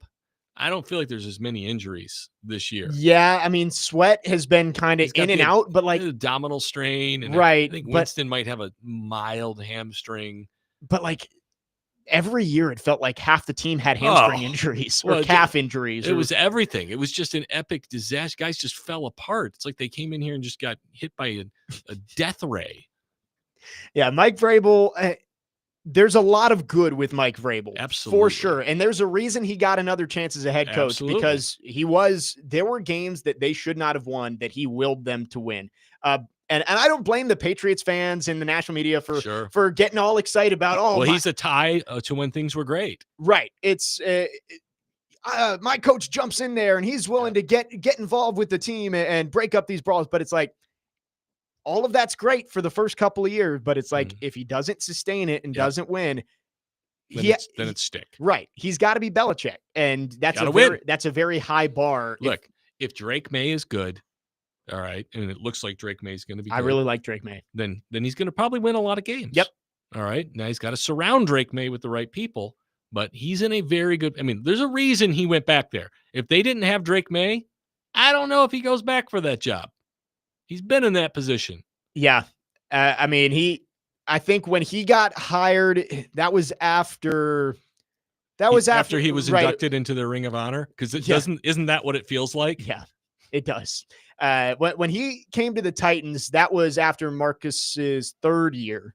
Right after the Chiefs playoff win, obviously. Yes, but after they won the playoffs and fired their coach. But that was also the year, I think Mariota, was that the year he had more touchdowns or more interceptions than touchdowns? It was like 13 and 15 or something like that. I don't remember. I can't remember exactly, but it wasn't like coming in with the new shiny toy like he is now. Like Marcus, I think there was some hope that he could get back to what he was before he broke his leg. But like with Drake May, they believe that he is going to be the future and can get them back to being a Super Bowl contender. Shoot, he took a quarterback who threw a touchdown pass to himself in a playoff game at Arrowhead. He did. Drake May, I think he's going to be good. And I think they've done a good job this offseason of bringing a lot of good players. I mean, you mentioned Travion Henderson involved in that brawl. They need a lot of good players because last year their roster was as bad as it comes. Even though it was in overtime, losing to this Titans team with that was a Rudolph game, right? Losing to this Titans team is not an easy thing to do, and they did it. I think that was a Levis game. It was either the last game before Levis came back or it was the first game Levis came back. I can't. It was all terrible. Right. None of it was good. 615-737-1025 is our phone number. Our phone line's driven by WilsonCountyHyundai.com. Robert says he's the only coach to out Belichick. LOL, I definitely miss Vrabel and J-Rob for that matter. And it's fair because Vrabel and J-Rob, that partnership is the best Titans football that this city has seen since, you had the season in 2008 where you have the 1 seed. Well, but Robinson had the 16 and 19 drafts, and those 2 drafts built the Titans for that 6-year run. Yep. It really did. But you could tell at the end there, they've never spoken on it, but their relationship was different. Yeah. There's no question about it. They'd come into a room from opposite sides. They'd sit down next to each other, do the press conference, never look at each other. And then it was over. They'd walk away other direction. Yep. They could tell me there was nothing to that. Baloney. I remember watching them on Broadway dancing together when the team was unveiling their new uniforms. Yeah. And Vrabel went on bussing with the boys earlier this week and kind of brushed off the AJ Brown question again. Like, oh, well, his contract was never going to get worked out. But there's more to that. And I think eventually it will come out, but it might still be a little bit too early. 615-737-1025 is our phone number. We will continue to update you on Titans joint practice. Believe they're about to wrap up down there in Tampa. Got a couple of updates on Cam Ward. We will get to those next, and also your phones. Jake Lyman, Cory Curtis, Connor Newton, next man up here on 102.5 The Game.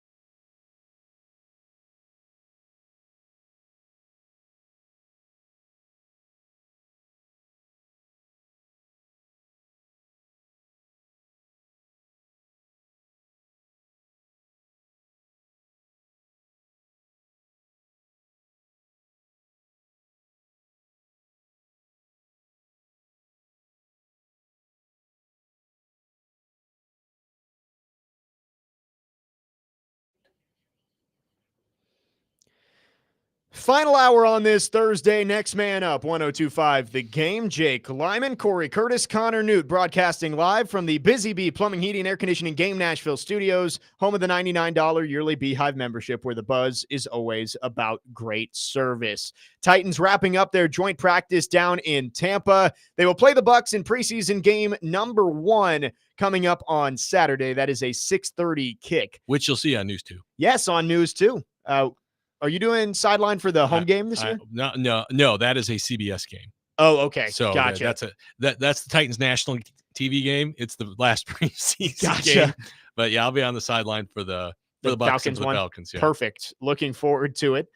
Nick Suss from the Tennessean tweeting out about 15 minutes ago, after a couple of weeks of red zone struggles, the Titans starting to look rhythmic. Ward just threw back-to-back touchdowns on in-breakers to Oliver and DK, fitting the DK pass into a tight window on the back line for a toe tapper. Coming along.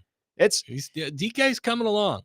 DK, the Titans need speed.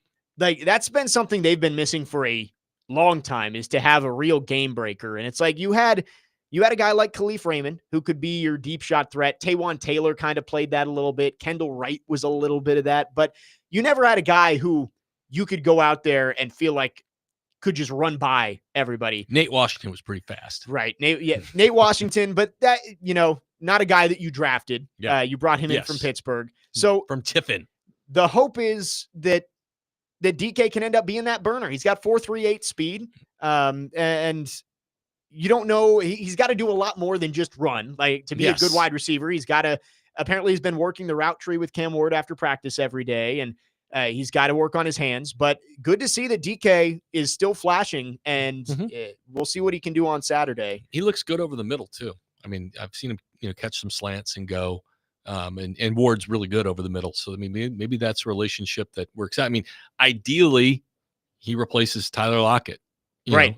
That's a situation where, you hope 6 games in, Lockett's snaps start to go down and DK's snaps start to go up. Yeah. If by the end of the season, Tyler Lockett and Van Jefferson are still getting significant snaps, that means that those young guys have not developed the way that you'd hope for, or they're hurt. Yeah, yes.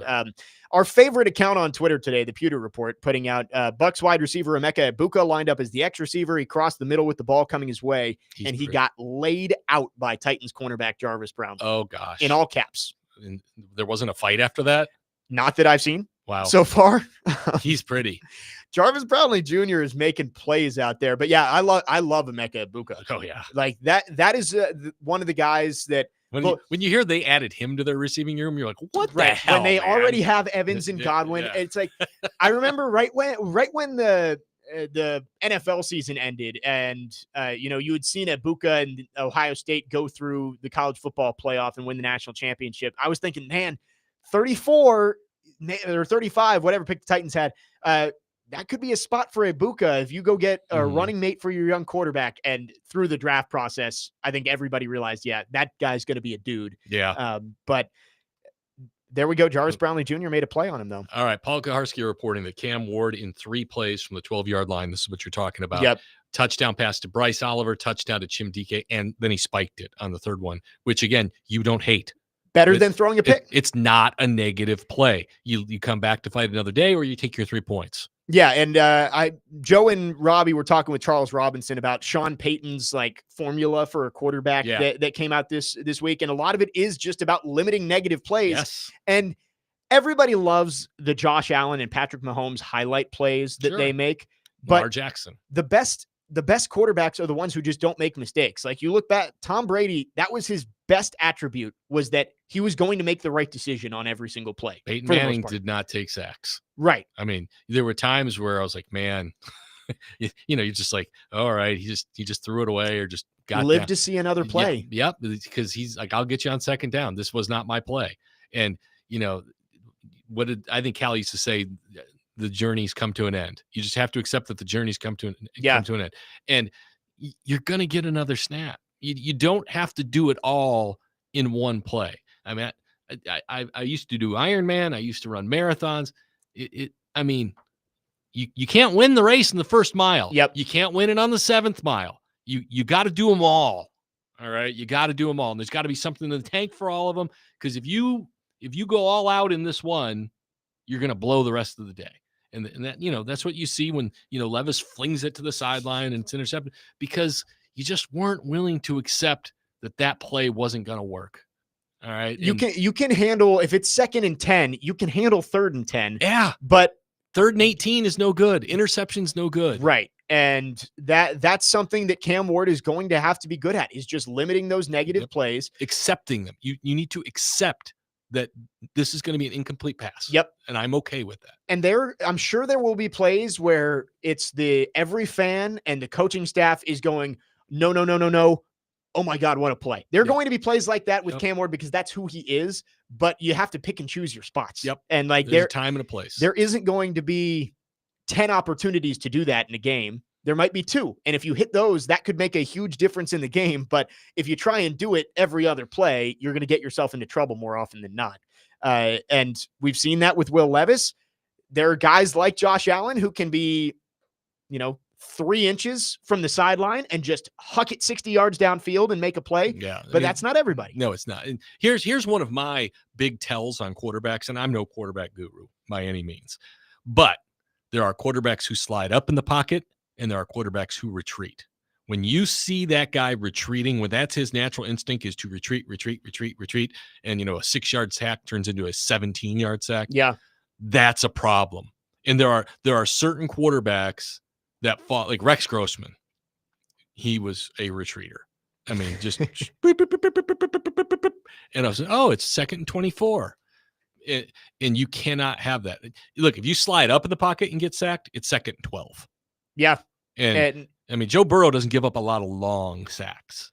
And it's important, because there is a big difference. But if you get that far behind the sticks, you're in a position where it's like, all right, are we running a screen or are we running a draw just to try and get something back? Let's just punt it. Yeah. But if it's 3rd and 11, that's still gettable. Like, it's not likely, but you can run a play. Yeah. That play's in the book. Right. There's a play in the playbook for 3rd and 11 or 3rd and 12.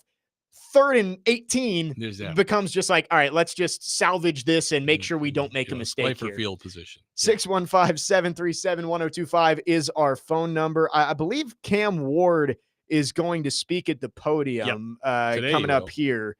It looks like the Titans training camp just wrapped up. Everything I'm seeing says pretty evenly matched, which honestly, Connor and I were talking about this yesterday. We kind of thought that the overarching takeaway was going to be, yeah, the Titans had their moments, but the Bucs won the day. Well, the Bucs are a better team right now. They're a playoff team. Yeah, they're a playoff team. They've got a franchise quarterback.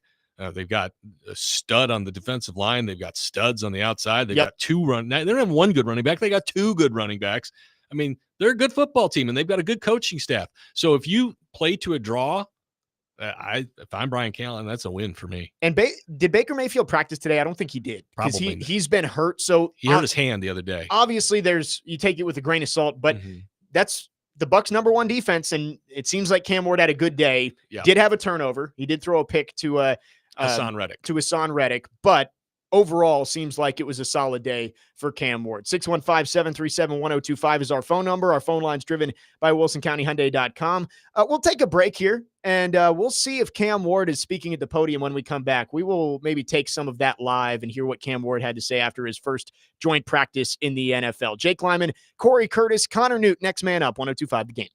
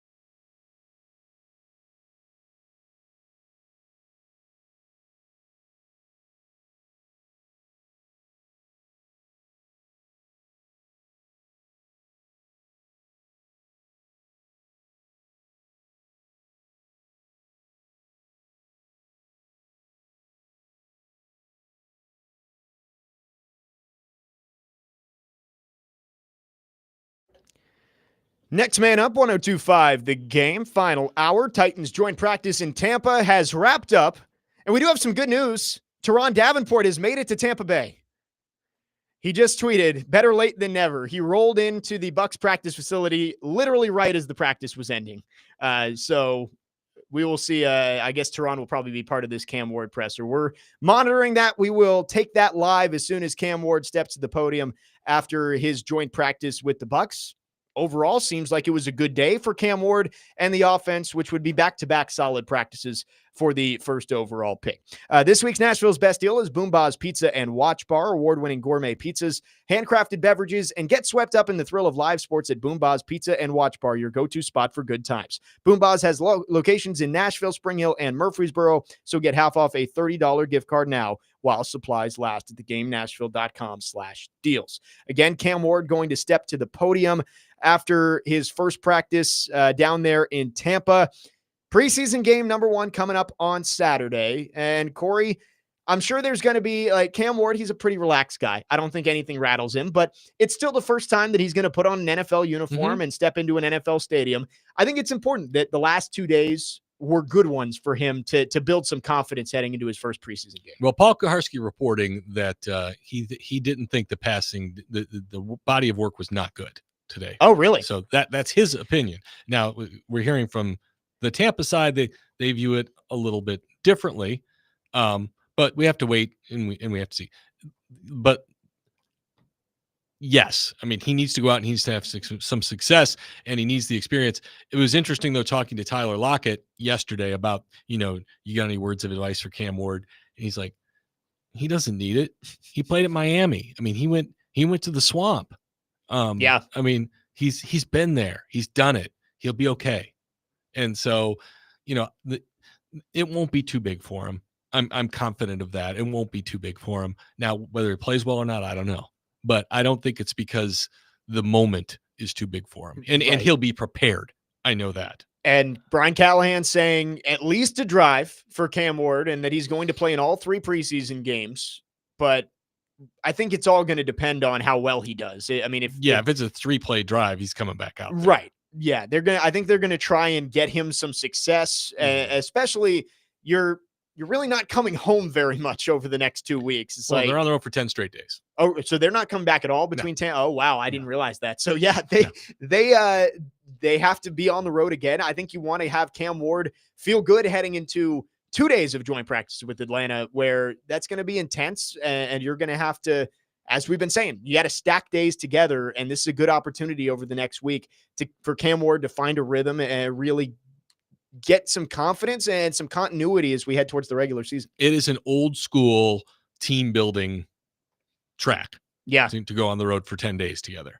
But, I mean, you've seen the Predators when things go bad and then they go out on that big West Coast swing and they're gone for like 10 days, and they've gotten it together a lot because they just kind of get together with themselves and they get a lot of stuff figured out. And so I think that there's a lot to that. But we'll see how it goes for this bunch, spending that much time on the road. But and again, I think a lot of this offseason, we talked about it earlier in the show, is about making the guys uncomfortable. Yeah. And having to play while they're uncomfortable. And so I think that this is also a part of that. And we'll see how they respond. Todd Bowles saying that that you won't see many starters during this Saturday's preseason opener against the Titans. So the Titans probably not going to see. Okay. I would guess Vita Vea is not going to be out there. Not that Mike Evans not going to be out there. Yeah. I don't think Mike Evans, I think, has graduated from having to play. Which is why these games. Joint scrimmages and practices are so important, because this is when you get to go. This is when Jarvis Brownlee gets to go against Mike Evans. Right. Because he's not going to get to do it in the game. All right.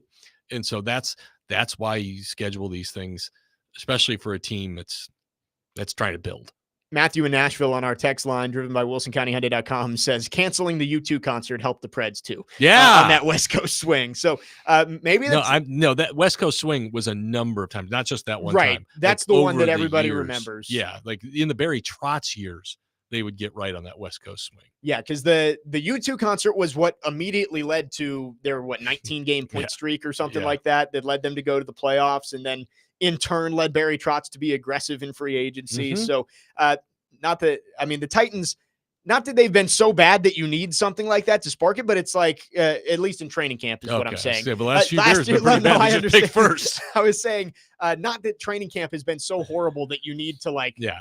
Well, this has been the them. plan the whole time. Right. So, but it can be good, especially for a team that it has a lot of new faces. Well, I think they saw 48% of the roster that's the gone NFL. from last year, which it is a lot. I mean, especially 90-man roster. For the most part, the 37 guys who aren't going to make the team usually weren't on the team the year before. It's a lot of undrafted guys and tryouts and all that kind of stuff. Again, the Titans down in Tampa this week, just finished up joint practices. Reports saying it was evenly matched, which is, I think that's a win for the Titans down there. I would agree. In Florida. Cam Ward, based on Paul's report and what we've seen, I think it was probably an overall not great day, but with good moments in there, which is kind of what we've seen from Cam Ward at this point. From what I've seen, the backup quarterbacks are really good today. Tim Boyle had a touchdown to, I think, Xavier Restrepo. I forget who tweeted it. Oh, I think it was Terry McCormick who put "Let Tim Boyle." Yeah. Is that the new saying for? I hope not. And Brandon Allen found a couple of guys deep. So I hear Tim Boyle really he's kind of like an offensive brainiac. Really? Yeah. Like he could be a guy who could be like an OC one day. And that's why they've got him. And maybe that's a good reason to keep him around as like your emergency third quarterback. Well, they're going to need a third, Yeah. for practice this season. And so, I would say that's probably what you expect. Jared Allen's got 3 years in this Bengals system, which is why he's here. Yeah. But you're going to need a third one to run the scout team. And so I would guess that all 3 of these guys, and unless somebody else wants to come along and pick up Tim Boyle. Justin on our text line says, let's all hope they aren't taking the struggle bus from Tampa to Atlanta. The Titans could sure They might use never some get there. good news. I don't know. Yeah. I would think they're going to fly would be my guess. I think that's an accurate statement. NFL teams don't usually do the long bus trips. I think when Wisenhunt was the coach, I believe they bussed down to Atlanta. Really? Yeah. I mean, I guess that's only 3 or 4 hours, but still, all the money that's in the NFL, you would think that you'd be able to get some flights. Again, practice just wrapped up. Preseason game number 1 coming up on Saturday. Outside of Cam Ward, I think the offensive line is probably the next thing that I'm going to be looking at on Saturday for those drives. It's just, I got a long list. Right. There's a lot of people that we want to see out there because it is such a new team. And it's like outside of Calvin Ridley and Tony Pollard and, Jeffrey Simmons, a lot of these guys have a lot to prove. Oh, yeah. And Jeffrey Simmons has something to prove this year. But what Jeffrey Simmons, Jeffrey Simmons he's a good player. Right. Yeah. Like Tavondre Sweat, he's not going to play Saturday, obviously. If he didn't practice today, he's not going to play. But he's a guy who, you feel pretty good about him, but you want to see him take the next jump. Jarvis Brownlee's another one of those guys. Yep. But I think the offensive line is going to be crucial because, we talked about it. A lot of the Titans' struggles last couple of years, quarterback play hasn't been great, but it boils down a lot to the offensive line just having turnstiles. Yeah. So to get to see Dan Moore in a game setting for the first time in a Titans uniform is going to be big. And then there's been a lot of hype around Peter Skoronski this year about the steps that he's taken. He looks good. I really want to see if he can finally take that step to being the guy that was worthy of an 11th overall pick at a guard position. Yeah, no, look, he needs to have a really good year. I asked him, if he, is the Pro Bowl a reasonable goal this year? And he's like, well, I don't like to put it on that. I go, okay, that's probably not the right way to ask. You playing at a Pro Bowl level, is that? He goes, yes, that would be a goal, to be playing at that level. And as you said, he was the 11th pick of the draft. He needs to play at that level. There has been a good arc for him. And I think that's the promising thing. And, he's also in his second year with Bill Callahan, which I think is important. He's got a veteran. Now he's got his 3rd tackle in 3 years. That's not great. But you like to think you're going to have these 2 guys next to each other for 5 years. Yeah. That's what you like to think. He certainly needs to have a strong year. He needs to be a pillar, for your football team. That's just J.C. Latham because he's a first round. He was picked even higher. 7th. Yeah. Yep. But and this is one of my deals about this year, and that goes deeper into what we want to see in the game. when you win 3 games, you talked about like quarterback play, that if you could get better quarterback play, you could win 2 or 3 more. Well, I think if you have solid offensive line play, that's good for at least one more win. Yeah. And we talked about eliminating self-inflicted negatives. And if you can cut those in half and go from the worst team in the league in self-inflicted negatives to just middle of the pack, that's probably worth another victory right there. And so now you're looking at 6-7 wins just on that. And so that would be a good start if they can get there. So we'll wait and we'll see. Yeah, I mean, the defensive performance last year wasn't great. I mean, in terms of yardage, it was fine. They couldn't turn the ball over, and outside of a small spurt where Arden Key had 4 sacks in 3 weeks or whatever it was, they couldn't get to the quarterback. But the biggest issues, there was quarterback, it was offensive line. Tony Pollard was good last year. Mm-hmm. Calvin Ridley still put up 1,000 yards with Levis and Rudolph throwing him the football. After a slow start. Yeah, I mean, he didn't look great outside. He had the 1 touchdown catch against the Jets that was great. But the first 4 or 5 weeks, Ridley was that game where he had like 0 catches on like 12 targets from Levis. It was just horrible. We did have the conversation that as soon as Hopkins left, that was when Ridley was really unlocked. And I think Levis was he was felt worried. Like he had the safety blanket of Hopkins. Like, I know what DeAndre Hopkins is going to do. He's my guy. And I think once Hopkins was gone, Ridley became the focal point of that offense. Yeah. Well, or Nick Westbrook-Akine. Yes. The touchdown machine. With his 9 touchdowns on 32 catches last year. Cam Ward, we're still waiting on him to step to the podium after the joint practices down in Tampa. We will bring that to you live when he does get up there to speak. 615-737-1025 is our phone number. 30 minutes left in the show. We'd love to hear from you. Our phone lines are driven by WilsonCountyHyundai.com. We'll take a quick break. And actually, I believe Cam Ward is about to step to the podium. Maybe he's up now. Let's take Cam Ward live, and we'll take a break after he finishes speaking. Football. We responded well, both sides of the ball. Defense had a good day. We had a good day on offense. So I'm glad, we got some good work versus a good team. As an offense, how much better did you feel like got after that initial kind of feeling things out? Real better. We way better just in terminology, just in communicating with each other up front in the receiver room, them seeing what I see on the field. And I just think the more reps that we get, which we're getting now, the better it's going to become game time as we get into the season. How good was it to be able to face a defense that doesn't know what you're doing? Like Cody Barton, he had the interception. He knew where the ball was going. You're not facing a team that did that today. I think it's real good. This is one of the best defenses out there in the league. So, they gave us some good work. They stopped us a couple of times. We had some explosives on them. So, I think both groups today got better. Tyler talked about the plan being kind of take what they give you. They're a typical team that figure out shots at big games. How much do you feel like you stuck to that, were successful with that? I think as a whole, 1s, 2s, and 3s, we stuck to that the whole day. Just taking what they give us. BA, Tim making plays when they're in.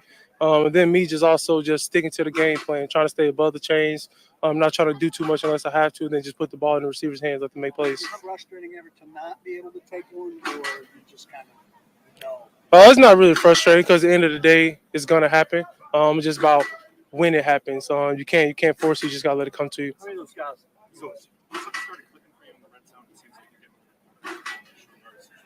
Oh, yeah, it is starting to click. And it's really just coming with more reps that I get, seeing different looks and knowing where the ball needs to go versus a certain look. And then I also got, good receiving core with Red, Van, and Lockett, even the backups and Chim. They help me out a lot just watching film with me, letting them know what I see on the field and where I need them to get to. So, I'm excited to where we're going to go, and I'm just ready to keep building this relationship we got. How many guys on that team do you know, and what are they saying during and maybe after? Talking about the Bucs? Right. I knew a couple. I knew of a couple. I never met them in person till now. Got a chance to chop it up with Tez, one of the receivers. But I mean that's a good group right there. The Bucs, they're a playoff team. We're trying to get to a playoff team this year. Hopefully if the time comes to it, we'll get a chance to play them in a real game this year. Have they told you how many series you might play on Saturday? No, I'm listening to Coach Callahan. I'm ready to play the whole time if I need to. But this is also a big evaluation, not only for myself but for the whole team. I'm ready to make plays when my number's called. How excited are you for that opportunity to get out there for the first time, like with real stuff? I'm real excited to just be on the grass again. To just really put everything that I worked for out there, and just try to lead my teammates and try to get a win out there. How are things coming along for you as far far as that process of finding out what you can and can't get away with, just getting used to the timing? It's coming on fast. And then me, especially me with Coach Callahan one-on-one, him letting me know what I can get away with, then also what I can't get away with. And more of it's just the time you get away with it, whether it's third down, whether you're flush out the pocket, you have to make a play. I think that's the biggest adjustment that I'm focused on right now is just really trying to stay above the sticks. Did you have any learning moments from today, like where you found out, hey, I can do this? Yeah, I would say just not necessarily the windows, but you have to throw guys open in certain route concepts if it's not the perfect look. But the receivers did a hell of a job today, from starters to backups. Those boys, they came out here in this weather and they competed. They had a good one-on-ones. They carried it to 7-on-7 in team, so I'm proud of the receivers and how they helped us. How'd you rate the one-on-ones overall? Seemed like there were some balls on the ground. Oh yeah, we had a couple balls on the ground. By myself, I had a bad ball where the receiver wasn't able to catch it all the way, where the DB made a good play. But both sides, we were competing all day, and just from a physicality standpoint, that's who we want to be. I think the receivers really brought that today. Obviously, from your vantage point on the pick, and just kind of what did the coaches say to you, or what did you say? Huddle afterwards to respond and go back and do another 2 minutes after that. I just got to respond. I tried to throw it around him. I didn't throw it far enough inside for Chi to get it. And then you got to be able to respond. Hold up the guys. You say, next play. I'm going to have a pick in a real game. Nobody trips. It's all about how you respond for the next drive. You just got to keep playing football. What have you learned about Ellick and, I guess, Chim during the course of camp and even today? I just think those two guys, not only are they fast for the size and how to get out of routes, Chim and Elliott, but they very two physical receivers. So especially Chim from the slot, you got to be a physical player to win whenever you're matching on a nickel or a linebacker. And then Elliott, I think just him being behind rear right now is really helping him with his routes. He's gotten better since OTAs when I first got a chance to throw to him. Those two guys, they're gonna come up big for us this year, and I'm happy that I'm playing with them and not against them. How do you think the chemistry is with them, with Lockett? Because it seems like you're in lockstep with Ridley. We know you're fast with X, but those three receivers specifically, where are you at developing that chemistry, that timing with them? I think we have a good time right now. I have an unbelievable relationship with those guys, especially off the field. Lockett, he sends me videos of stuff that he's like, how he's going to run his routes versus certain coverage and stuff. So I'm getting to know him a little bit more. And then I just think the younger guys, we're just ahead right now because we came in together. We've always been working out together. And Locke, he's been productive everywhere he's went. I mean, he's one of the most productive slots in football. And so he don't look like it, but that man's a dog. So I'm happy to have him on my team, and I know he's going to come up big for me this year. You lean on him because of that veteran experience and all the stuff he's been through? Yeah, for sure, especially just how he sees coverages. Him helping me out on what he sees from his alignment, because my alignment is really all about angles sometimes. How you have to throw the ball, you have to throw it away from defenders, and then just me getting reps with him on the non-timing routes, just seeing where he's going to end up and where I need to put the ball. When you have a little skirmish like what happened today, do you know to get away? People told you can't get in the middle of anything like that? They said it, but I'm hard-headed. So it was good though. The defense they played their ass off today, and I'm happy. I get to play with those guys up there. So I mean, I'm excited. I'm glad we had one of those. Defense won that little thing right there, and so I'm happy that I got them on my team. Did you have a target when you threw your aerial support in there? Say that again. Did you have a target when you threw your aerial support? Yeah, I had a target. I was trying to hit one of them boys in red jersey. So, I mean, it was good. That's what football comes to. We dapped it up right after practice. Ain't no big deal. But I mean, I'm excited. The team I got their back. They're gonna have mines. And, might have another skirmish, but I know we're gonna be together. Oh my goodness. Cam Ward, great question from Paul Kaharski. That's the one I wanted. Corey was sitting here saying, I wonder if anyone's going to ask if he was aiming at somebody when he threw the ball. Who was his target? One of them boys in red. Yeah. And he said he said he connected, I think. Yeah, so. he did not regret that decision at all. Cam Ward at the podium after joint practices in Tampa. We will react to what he had to say coming up next. Jake Lyman, Corey Curtis, Connor Newton, next man up here on 102.5 The Game.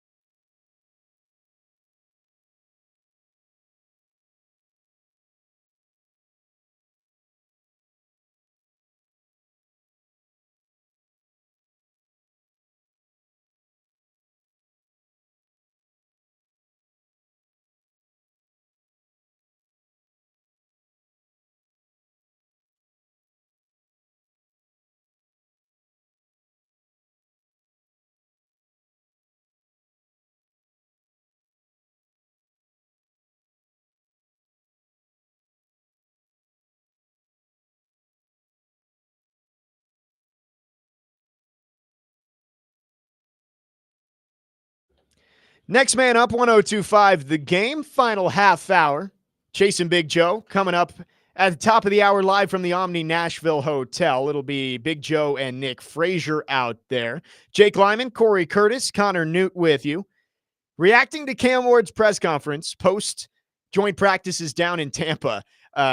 We were laughing heading into the break I love that Paul Kaharski asked the question, and no doubt that he was going to be the one to ask it, but did he have a target when he threw the ball into the scrum? He said one of those boys in red. But he said that they dapped it up after. They said it's all good, so hopefully no heat-seeking missiles coming for Cam Ward on Saturday after he threw one of his own into the scrum there. I did like that Cam Ward pretty much said exactly what we had been talking about with him, is that the one thing that he's really working on is figuring out how to pick his moments of when to go make a play. And talked about the red zone a lot. Right. Of like, hey, not every single play has to be a touchdown. You have to know when to pick your spots. And you mentioned the Paul Kaharski tweet of he threw back-to-back touchdowns in the red zone, and then he spiked the last one. Yeah, I didn't get greedy. And that's exactly what you need from Cam Ward, is he's going to be able to make plays, needs to know when not to make plays. Yeah, every play is its own individual journey. One play doesn't dictate the next and the success of that play or not, or what you necessarily should do. You have to live that play in the moment. And a lot of guys, like, I threw 2 touchdowns in a row. He's kind of, let's fit it in there. And he's like, nope. Next play. Just dirt it. And that's maturity. That's maturity. And that's what you like to see. And it's great to see from Cam Ward, because when you throw, 7 interceptions in 6 days of practice or whatever, 6 and 5, something like that, like that does raise some red flags of, man, is he going to just be, but again, is he learning from it? Right. And again, it's August 7th. You still got a month from today is week 1 against the Broncos. We've already seemingly seen some growth in the first 2.5 weeks of training camp. He's still got another month to go. I think he'll be ready to go, and Saturday will be a big test for him. He did say they asked him, has Callahan told you how much you're going to play? He said, I'm ready to play the whole game if you need me to. And he's not lying. No, he's not. I think if Callahan went to him and said, hey, you're going to play all 60 minutes, I think Cam Ward would say, sign me up. Yeah, let's go. But that's not going to be the case. Tell the offensive line, because they're going to play 2. Yes. Where Cam goes, the starting 5 offensive linemen are going to go on Saturday. That is almost 100. It is 100% confirmed. But I expect we're going to see Cam Ward for a series or 2, and it would be great to see some success. But again, also, you got to have patience and understand, like, it's a preseason game. It's his first time in an NFL stadium playing for an NFL team. Like, it may not be perfect. No, I don't expect it to be perfect. What do you think the first play call is? A run up the middle. Do you really? Yeah. No way. I think it's going to be a handoff to Tony Pollard. No way. 100%. I think it's something. It's a short pass over the middle.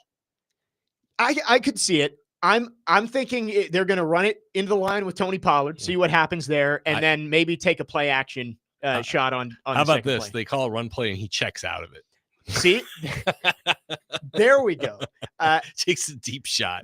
Maybe not. Maybe Callahan. It is a preseason game, so maybe Callahan opens it up a little bit. I just throw the ball. I think maybe they let Cam Ward get one play under his belt where it's just, hey, take the snap, turn, hand it off. Well, and you know what? I say that.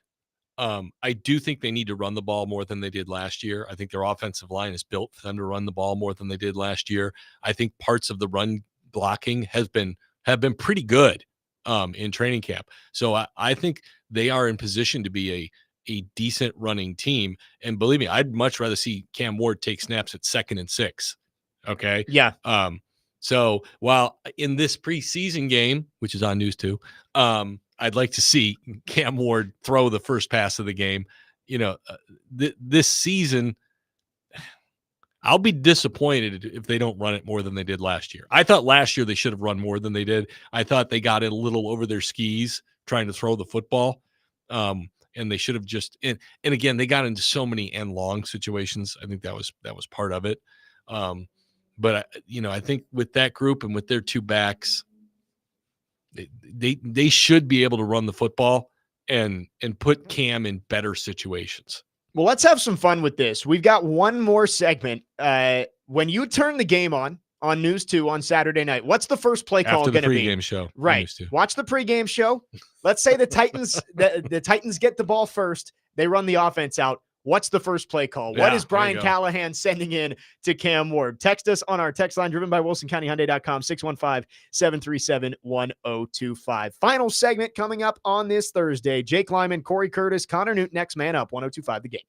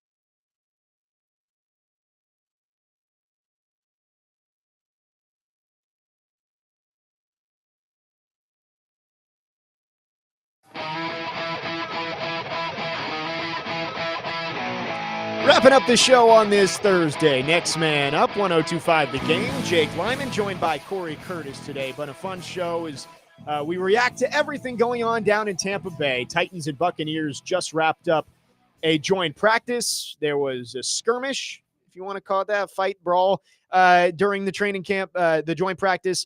Cam Ward, up and down day, but seemed like overall it was a good day for the Titans, competitive with a playoff team from last year.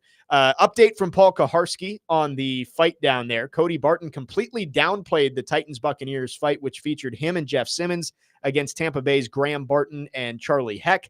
Then Grew, he said, that's just competitive. All the guys, new opponent. It was nothing really. And we heard from Cam Ward that he threw a football in there aiming for one of them boys in red. Yep. Maybe not the smartest idea. And I saw Big Joe tweeted that he says that's a good way to get your ass kicked if you're Cam Ward, not smart. So I'm sure we'll hear Big Joe talk about that coming up next. Chasing Big Joe right after us from the Omni Nashville Hotel. We asked the question before the break because Cory asked, what's the first play call going to be for Cam Ward out there in the preseason game on Saturday? So when you tune in to News 2, 6:30 kickoff on Saturday. Paul Burmeister, Charles Davis in the booth. Yes. Yeah. They always do a great job, by the way. Charles Davis, he's been doing it for years, right? Yeah, a long time. And then Paul Burmeister, he's Notre Dame. Yep. Former Iowa quarterback. Yes. So excited to watch that broadcast. But when you tune in, Titans run the offense out there for the first time. What's the play call? I said it's going to be a run. Nope. Just take the snap, turn around, give it to, if it's Tony Pollard playing or Tajay Spears, just give it to your running back and get the first play under your belt. Cory says short pass. Play action, pass over the middle. There you go. I like it. Ron on our text line, driven by WilsonCountyHyundai.com, says play action screen to the back. Yeah, that one's a little predictable because I thought about that as well. Yeah, it could be. And they do like running those, like the little like play action. He rolls a little right and then throw it back to him. Mm-hmm. I could see it. Ben on our text line says first play will be play action, then dump it off to Gunnar Helmet, the hash mark, after a slight scramble, 5-yard gain. Okay, well, there you go, though. It's that short. Pretty much exactly what you're saying. Just get him something safe. Let him throw the football. I do agree with that. I think there's two sides to the coin there. It's like, do you want to get him out there and get him in a rhythm right off the bat and have him throw it? Or do you want to just have him, focus on taking the snap for the first time and making sure all of the other stuff goes well? I think it would be hilarious, like you said, if they call a run and he checks out of it. I don't know if they're allowing him to do that or not yet. I do remember this. So when Mariota got drafted, he went all of training camp without throwing a single interception. Yep. And then we go to Atlanta for the preseason game, and his very first pass gets picked off. Yep. It was comical. I remember that. That was all anyone was talking about was Marcus Mariota hasn't thrown an interception in training camp, and it was a huge deal. And then first play, he threw a pick against the Falcons. Yep. So, it's going to be good just to see him out there. I know Titans fans, ever since they read his name in the draft, have been waiting to see Cam Ward in a Titans uniform. Well, he's been the future. Right. The future's now. Yes. You finally get to see him actually go out there and play football in an exhibition game, but you can't draw too much either way. If he goes out there and puts 2 touchdown drives together, great. That's what you want to see. Mm-hmm. But it also doesn't mean he's going to go win Offensive Rookie of the Year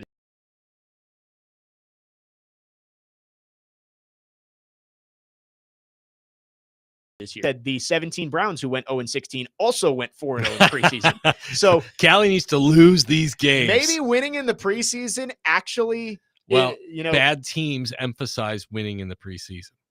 They do. And the Baltimore Ravens.